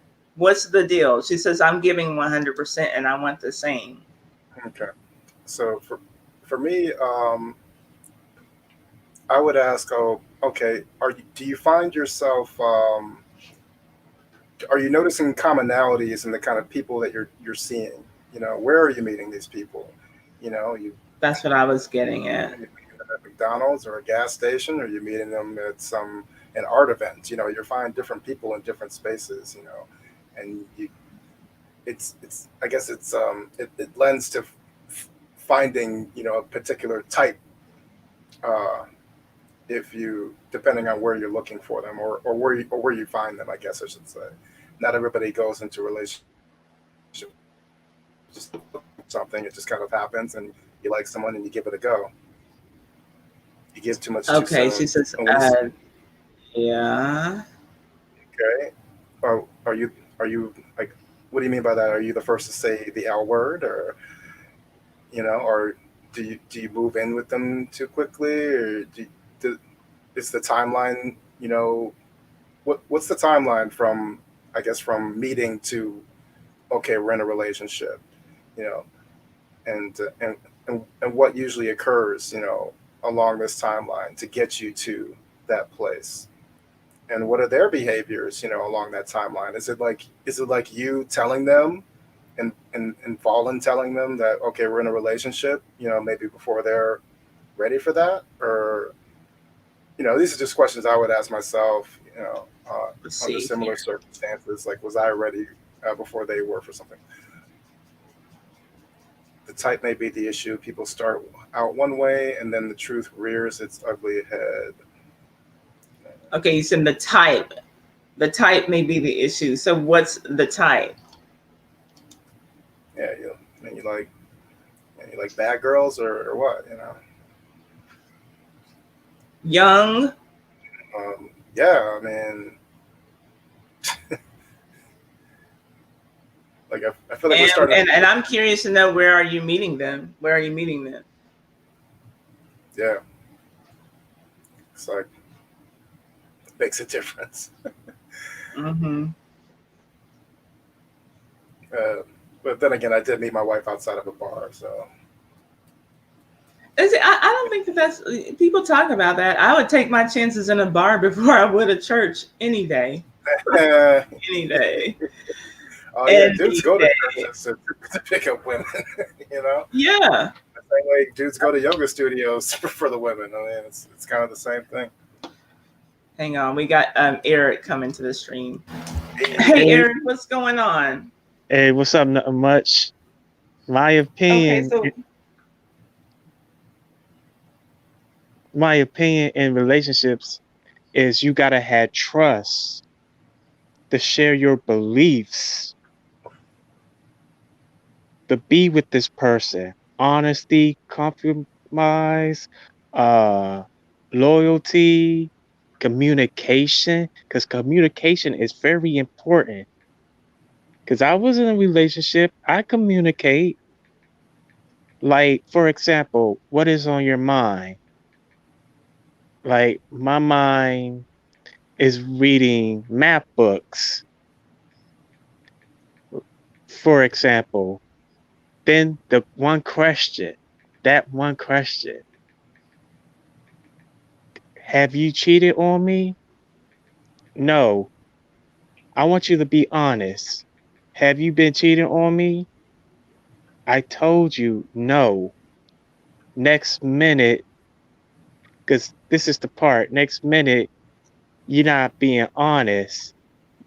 So the person is slipping because he or she wasn't be honest with one another. See, that's what's missing right there. Like, you have to communicate your life partner at all times.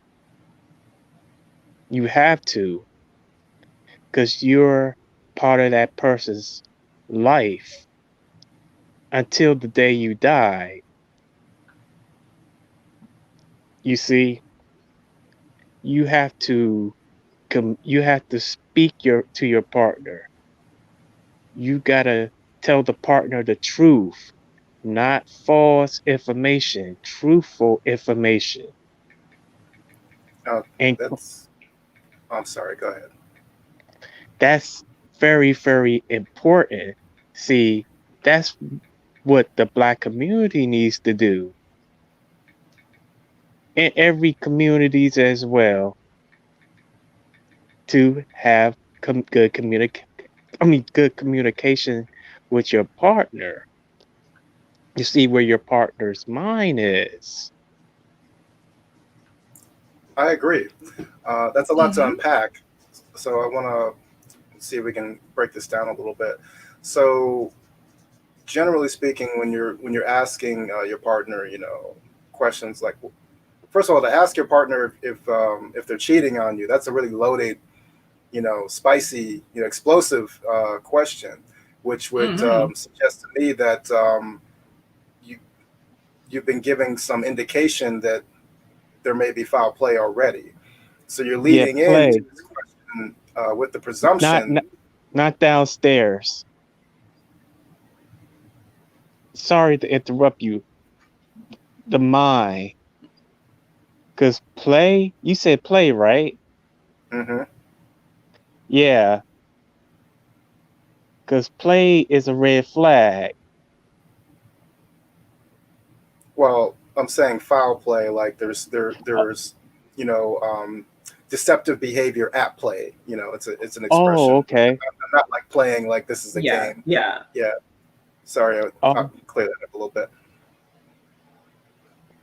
But okay, so are you, let's just, I guess, speak as directly as we can with this. So did you had a girlfriend and you had reason to believe that she was being unfaithful to you and you confronted her about it?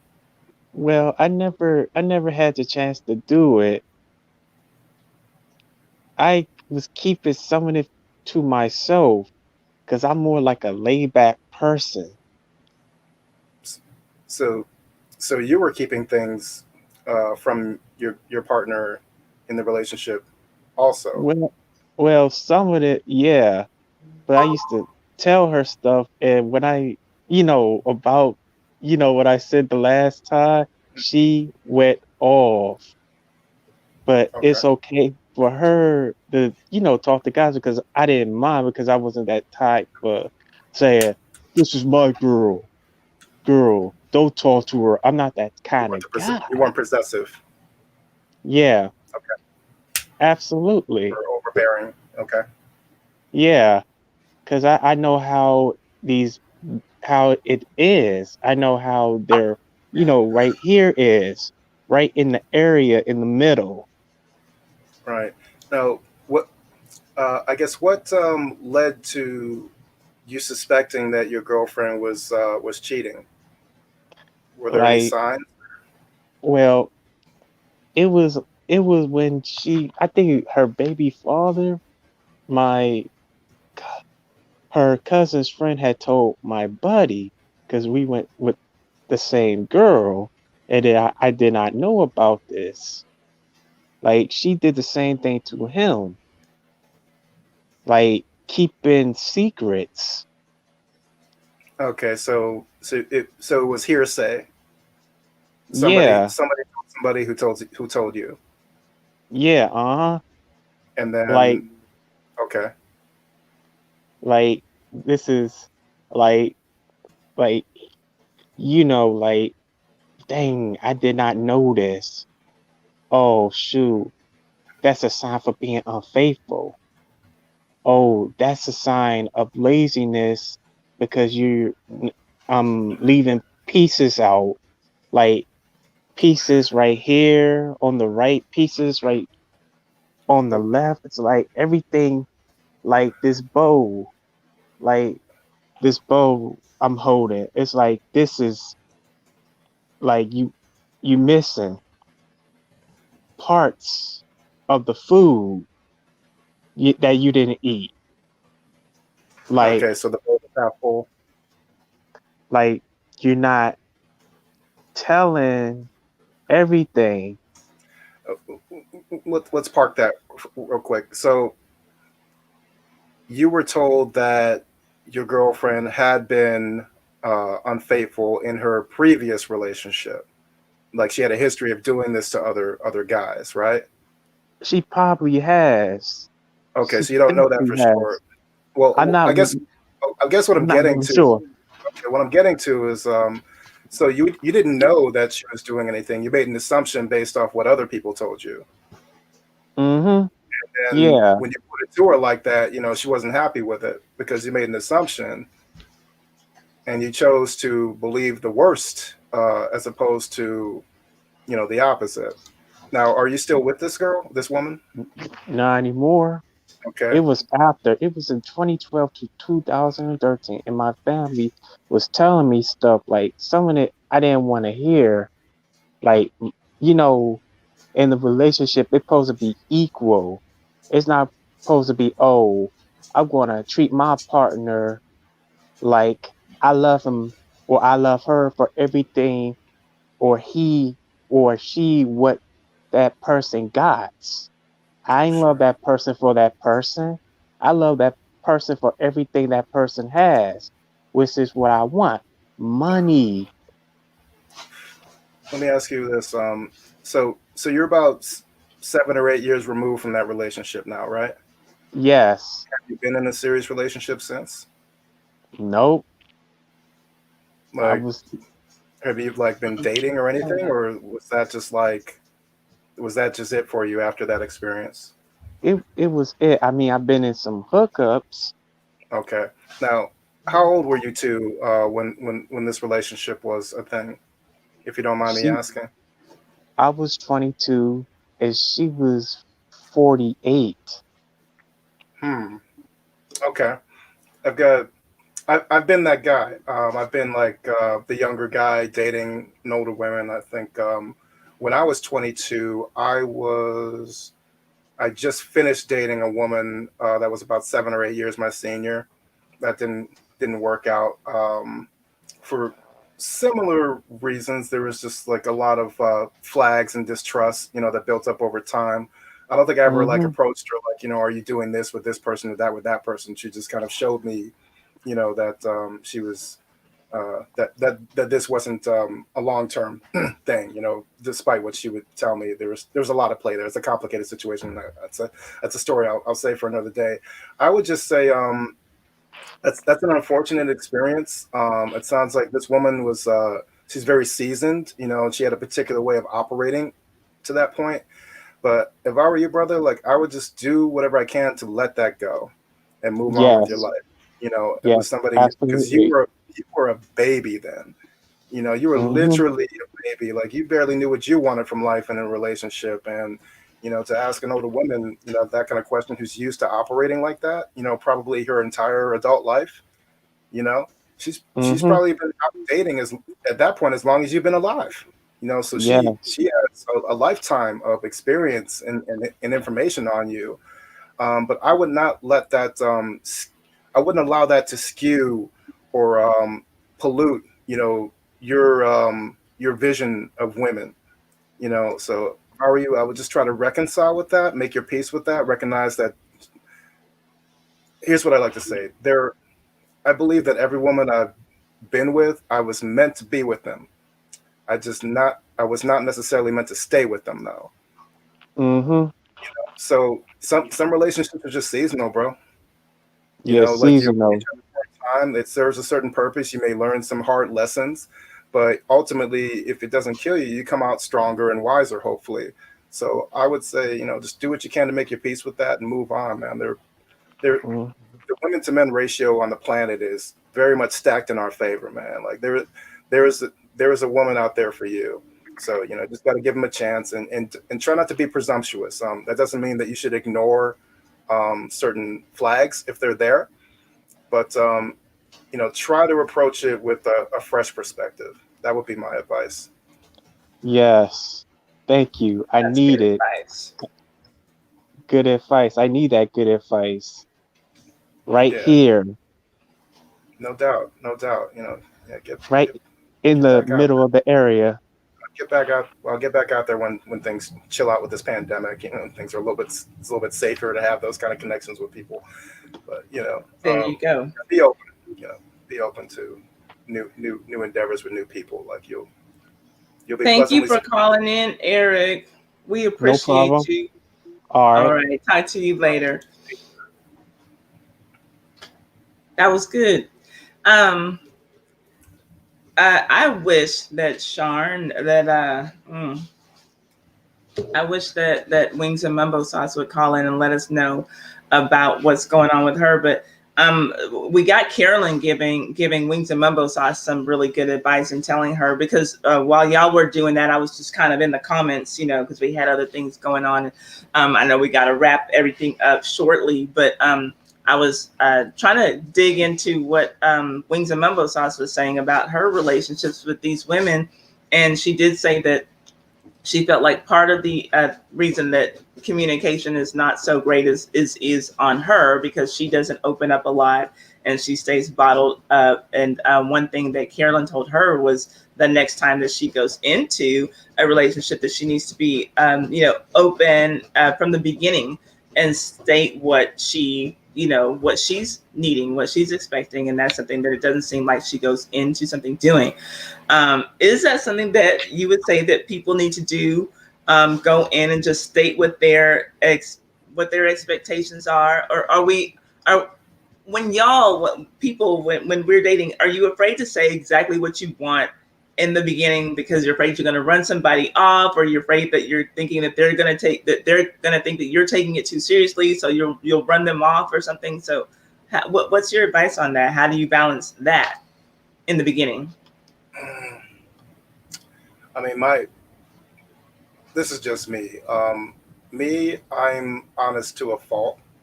I'm a very transparent, expressive man, expressive human being.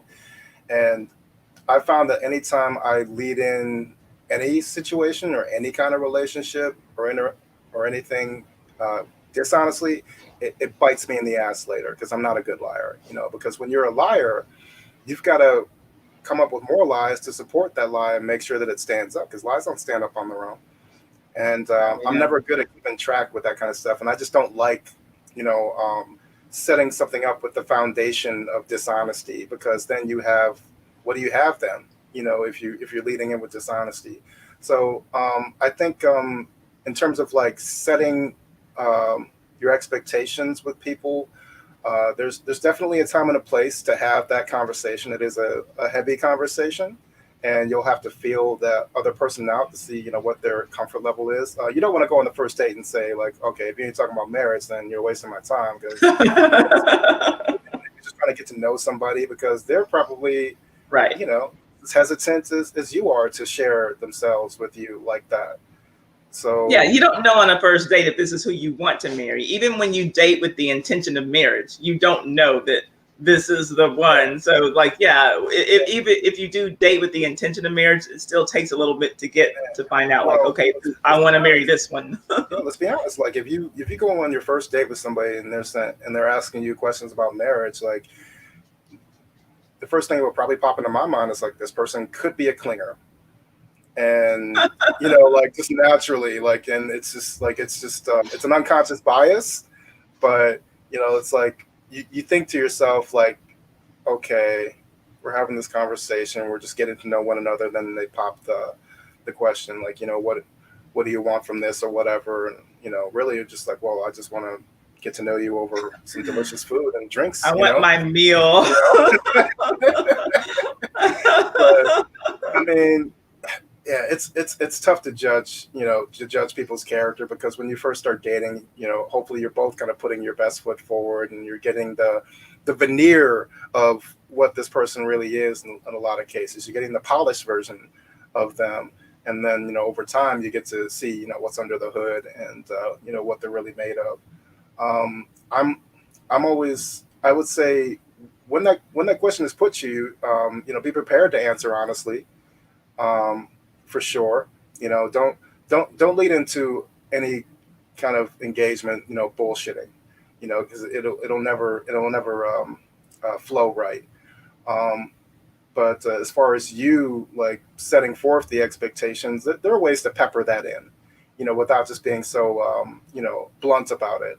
Like, you trying to get married or not? It's just more like, get to know who they are and their values, over time. And I understand that's like a commitment of time, and time is an expense, and it's a unreplenishable resource, time. But you still have to take time and manage it appropriately too. So there are different ways to like get that information out of somebody without just being really, blunt and rude about it. Hang on just a second. We got Wings here, so we can delve into this a little bit more deeply. Great. Hang on. Hello. How are you doing? Can you hear us? Oh, I can you're hear you. Can you hear okay. me? Yeah, now we Yes. can. Okay, so what's going on? Talk to us. So the thing about coming in a relationship and expressing what you want, Hmm. majority of my relationships are with people that I have known for years. So you've been around when I've been in relationships that haven't worked. So you know will push my buttons. You know what I expect. You know the things that I complained about when I was with the person or the people before you. Now, like Right. you made a good point. When you start a relationship, you get the polished version or whatever.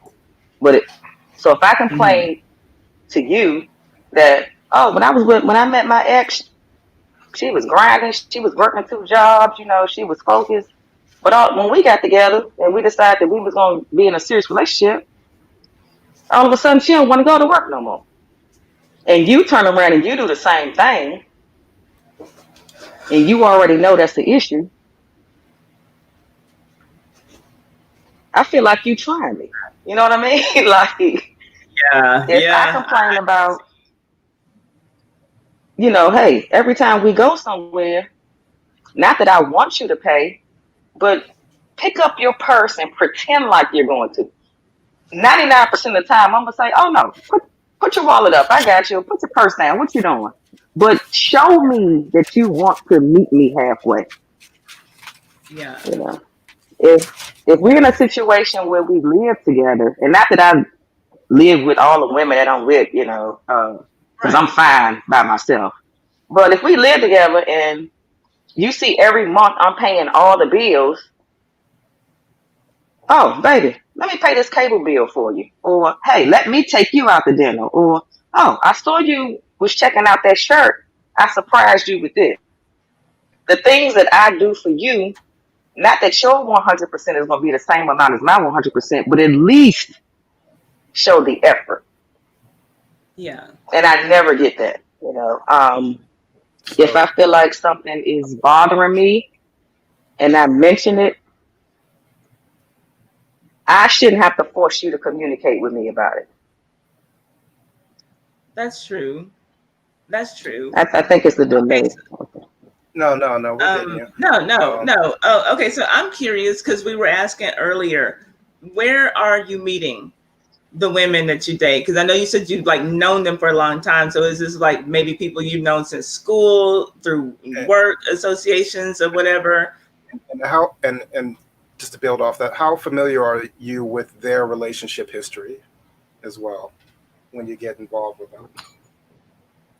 You can answer Ty's question Coming first. into it, well, I'm meeting them through, people that I may have hung out with, you know, mutual associates. I don't date people that I work with.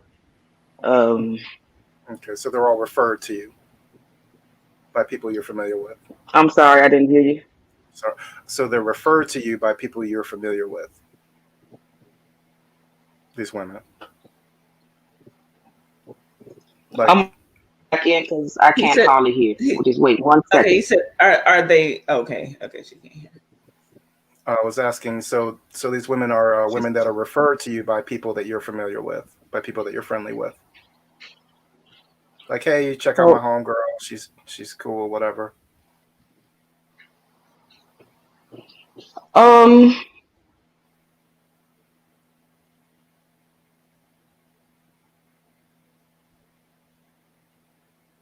are we frozen? sister, and we all hung out together. Okay, Or wait a minute. Rewind because you were froze for a second. You were froze for a minute. So, okay, what were you saying? Say it again. like one relationship, my neighbor, we always hung out. And her sister used to come over, so we all started hanging out. So I would say we all hung out, and when I say hung out, I don't mean like going to clubs and stuff, but We Yeah. all like had barbecues and, hung Exactly. around each other. That's for 2 years. And then me and her got together. Of course, in that 2 year period, you've been around when I've dated somebody else. Right. And the struggle that I've had with the other person.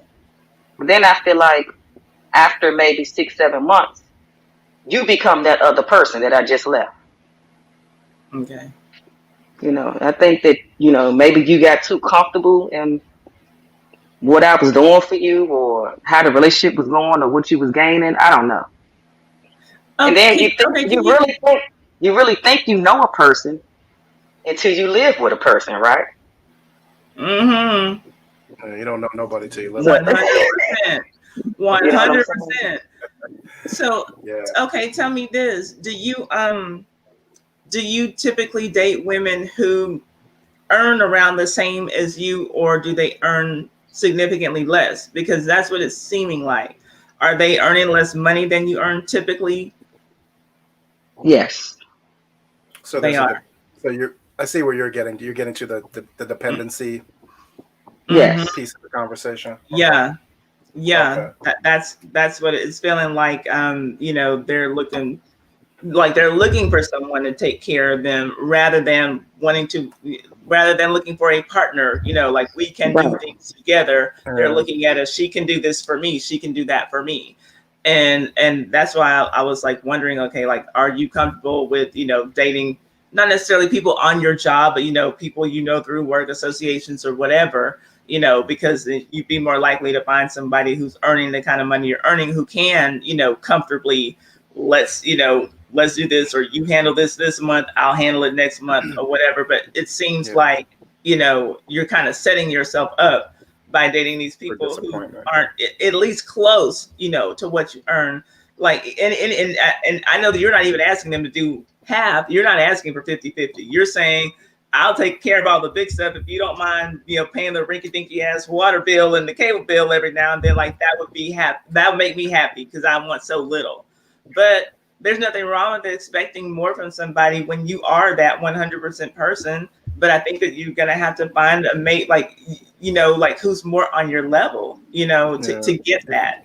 If you know that this person wasn't in a space where they could do that for themselves coming into the relationship, that should be a red flag. If you're taking notice of that, so I know, when you get into these relationships and you're full of hope, because you have a vibe, you have good chemistry and everything, and you're hoping that they can, check those other boxes, but you never really know until you really get into it with them.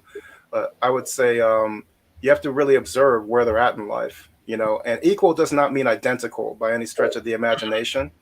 Right. I'll just say that my most successful relationship is my marriage, and I believe I attribute a lot of the success in my marriage and my relationship to the fact that we both had a certain degree of foundation in our lives separately before we decided to come together. Like, my wife had her own spot. She had several jobs. She had several lines of income. I had my own spot. I was taking care of my business, and we made a decision to come together. Though we didn't have a dependency. We didn't go into that relationship with a dependency. Now, the relationships I had that didn't work out, there were dependencies, and a lot of it, I think, um, the short end of the stick was on me. Like, I didn't come into those relationships with foundation. Like, they would ask me to come live with them, and I would say sure, and I hadn't even had my own spot at that time. I didn't have that experience, so I'm not practiced in paying rent and stuff. And I had a girl that was just like, just paying the bills, and she didn't like ask me for anything until she got, tipsy and got mad at me for not volunteering these things. And at the time, Mhm. I'm in my early 20s. Like, I just don't know that that's like expected of me because I never had that experience, and I was still a baby myself. So if you're dealing with people that are not practiced in doing that for themselves, like, you should not, in my opinion, be surprised if they come up short in that particular area.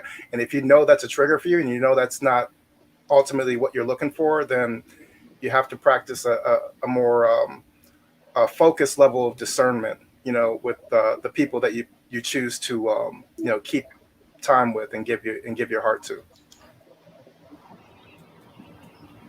You don't need Yeah. You don't have to have a ball or anything. Just like make sure they check the basic boxes. Can they pay their own Yeah.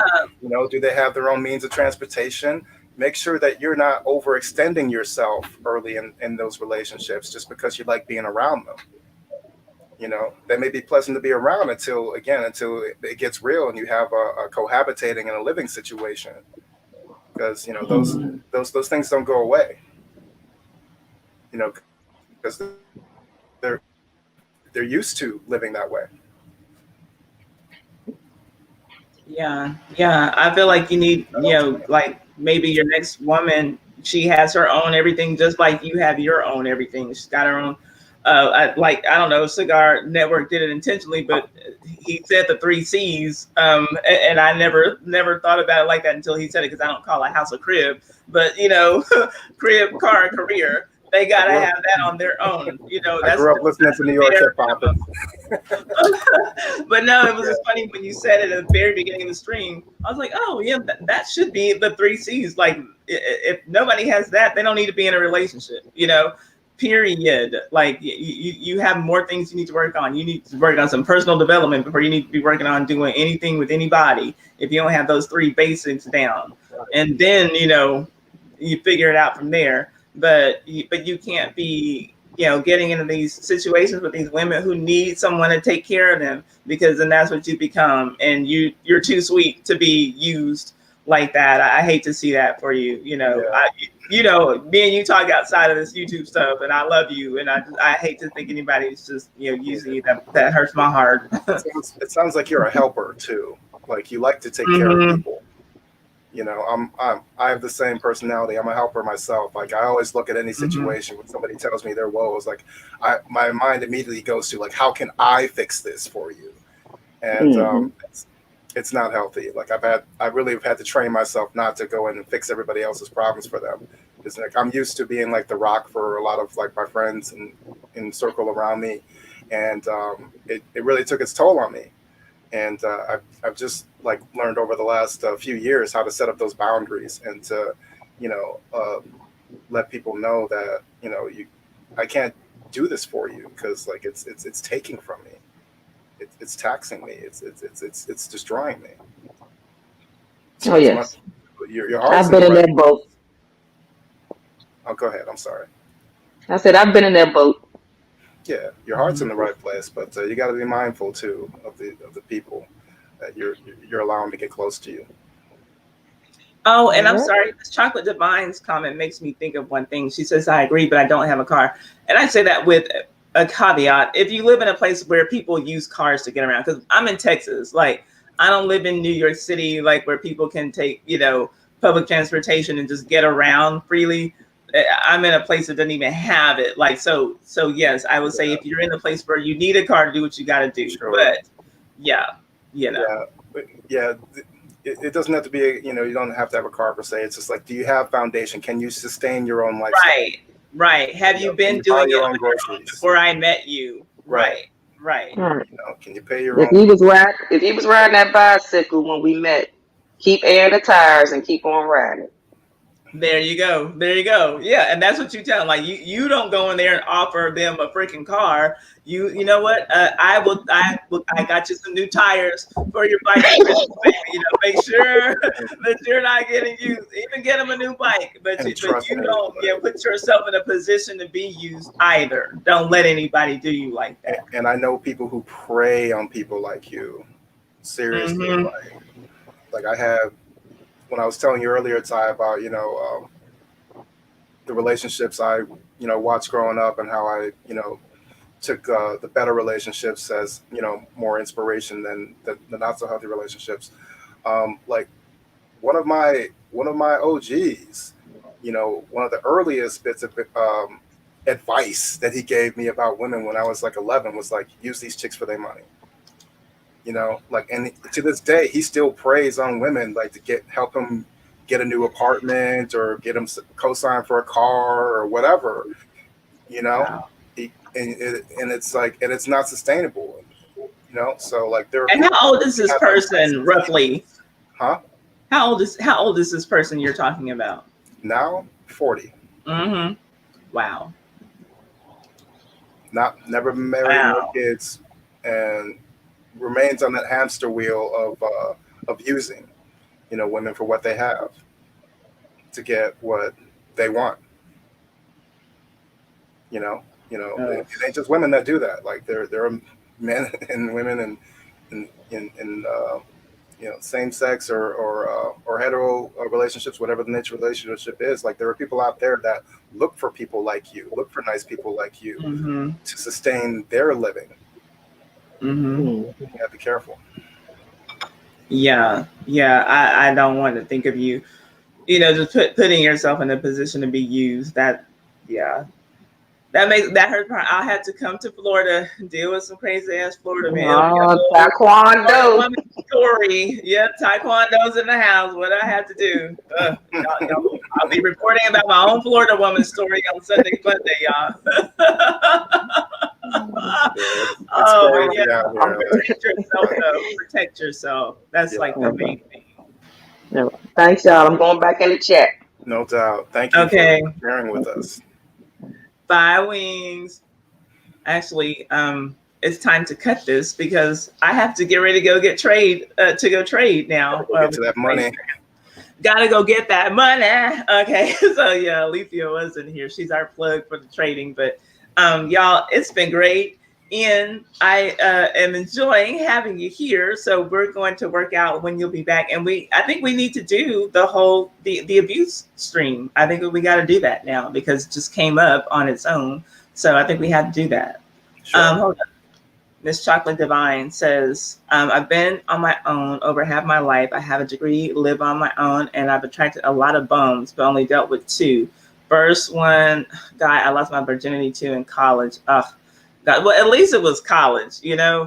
But it sucks to be dealing with bums when you're a freaking adult. It does First is suck. It almost does always fun, happen. though. Like, yeah, you gotta run through a few bumps before you get the right thing. Girl, I married a bum. Shit.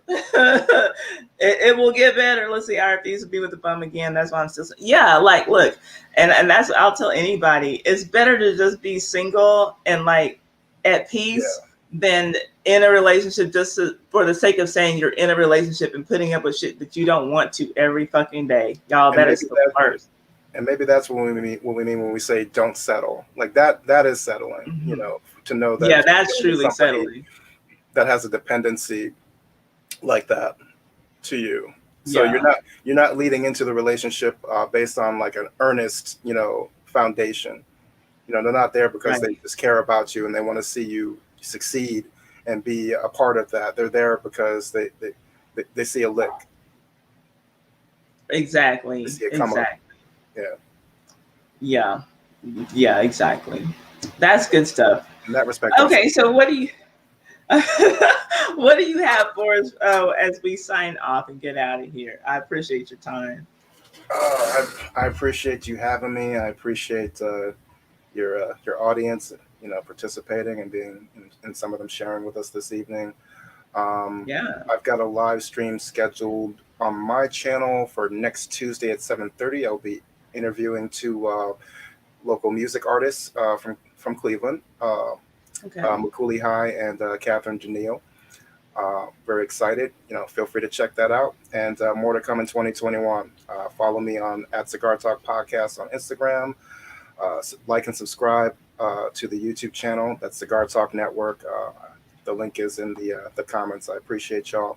And as always, a lack of discipline may cost you your kingdom. No sympathy for kings. Amen. Okay, stick around and I'm gonna talk to you backstage. So y'all, thank you for joining us. This stream went a lot of places, but I'm glad that we did it. I was glad that he had the time. I appreciate you, Cigar Talk Network, and for making time for us today. And thank you, Jay, saying a good show. I appreciate that. Indy is saying hi. Y'all know when I see my dogs, it's time for me to go feed them. So that's definitely meaning that it's time for me to sign off. Thank you, Wings and Mumbo Sauce. Thanking you, Ian and me for having her here to talk through some things. And me, Tree, thank you. What a coincidence that you made it here to see your friend. And I just thought that it was because she saw one of your social Dimitri and media I posts. go back to like the 6th grade, man. Oh, that's so awesome. That's so awesome. This my dog is very hungry. Look at the people. Hey, look. Okay. So anyway, y'all, let's see. Tomorrow I will be back at 6 o'clock Central Standard Time with Mr. Chalaki for Real Housewives of Atlanta. So I guess I need to go watch the episode because it was looking so boring. So I guess I'll watch that tonight. Thank you, Lisa. Lisa, I didn't even know you were here. Thank you. I don't remember saying hi to you, but thank you for coming. Said it was a great show. Let's see. Friday, I don't have anything lined up. I don't have any guests lined up for Friday or Saturday. Y'all know Sunday I'll be back with Sunday Fun Day. And I'm working hard so that I can get y'all the Bob Barker Part 2 story out for Sunday Fun in time for Sunday, not for Sunday Fun Day, but 11 o'clock Central Standard Time. To the other one earlier today. That's interesting. Oh, thank you. Thank you. Hey, I'm very proud of my, yeah. So I know all that. A story about Bob Barker and Mrs. Parker, y'all, from Friday. It's real legit tea. And so that's what I do, y'all, my old school gossip. That's what takes me like forever to do the research and the editing to get those videos up. But I love doing that. And I love it. Y'all love it. It's so well received. And I really just appreciate y'all for, caring about my little, quirky hobby. So I appreciate y'all for supporting me in that. That's what you get here, the old school gossip and the trending topics live streams. And then today I could not find a trending topic, so thank God for the brain of Cigar Talk Network. He had 6 topics off the top of the dome. So I was like, okay, let me hand this over to my girls and they'll pick one and we'll do it. And so everybody picked this one. I asked them to pick the top 2. Everybody picked this one and another one. So here we are. But we'll be back. Let us talk and we'll pick another time. I know y'all love having him here, but definitely go and check him out on his channel that he's revamping and like just really going full force now at YouTube. Cigar Talk Network, that's the channel. It's been flowing in the comments all night. And we've even got one of his videos up here for our guest who was giving us information earlier about her situation. And please do check back in with us, Misfit. Let us know how that's working out. We really do care. Like we're talking Absolutely. And everything, but yeah, we really do care about what's going on with people. We love people, and we love running our mouths, but we love people. So let us know, what's going on. Keep us posted. And tomorrow's Wednesday, but Thursday we'll be back with Orange Juice Jones. So if y'all want to get your relationship issues dealt with, you want to send a letter for the Orange Juice Jones show. It's just send me the email and put Love Jones in the title. Love Jones with Orange Juice Jones. That's the show. Orange Juice Jones is going to help you solve your relationship dilemmas and with some very catchy phrases. The man has a way with words. So you won't want to miss it even if you don't need the advice. Like the juice is loose on Thursday. Pull up. Yeah, the juice is all the way loose up in here. So y'all want to be here for that. So that's what's going on Thursday. Friday, nothing. Saturday, nothing. So y'all will get in back here, but do go and check him out on his channel. Check him out. He already has some great things up. He has some more things coming. I'm going to be over there at some point and we'll all just take ourselves from here to over there and then we'll see him there. Okay. That's all that I got though, y'all. So, and there's my email. Roxy, thank you for putting that in the stream. Just send your email, you guys. And it doesn't have to be necessarily love relationship dilemma. It can be family stuff, work stuff, any kind of relationship that you want to talk about. But most of it that I have gotten so far is romantic stuff, partners, spouses, yada, yada, yada. But send it all in. And we want to give him a variety of things to deal with us. Y'all, it's big fun. It's big fun. And he's like, I think he's more excited to see y'all than we are to see him. He's just like, ready to go and full of time and energy. So like, we love having him here. And I don't know, Jay Bodega is still in the house, but Jay Bodega, that's my plug to Orange Juice Jones. So I appreciate you for coming through for me and getting me here. It just seemed like a good fit for the channel with all the old school stuff that I'm doing, and it worked out, and I'm so thankful for that. Um, I think y'all that that's all that I have before I sign off. So yeah, I appreciate you. Your friend Mitri says that she's proud of you, Ian, I saw. and I thought that was sweet. And with that, I'm going to log Lights love. off, and I will see y'all counting down from 10, 9, 8, 7, 6, 5, 4, 3, 2, 1. Good night, y'all. Have a great week.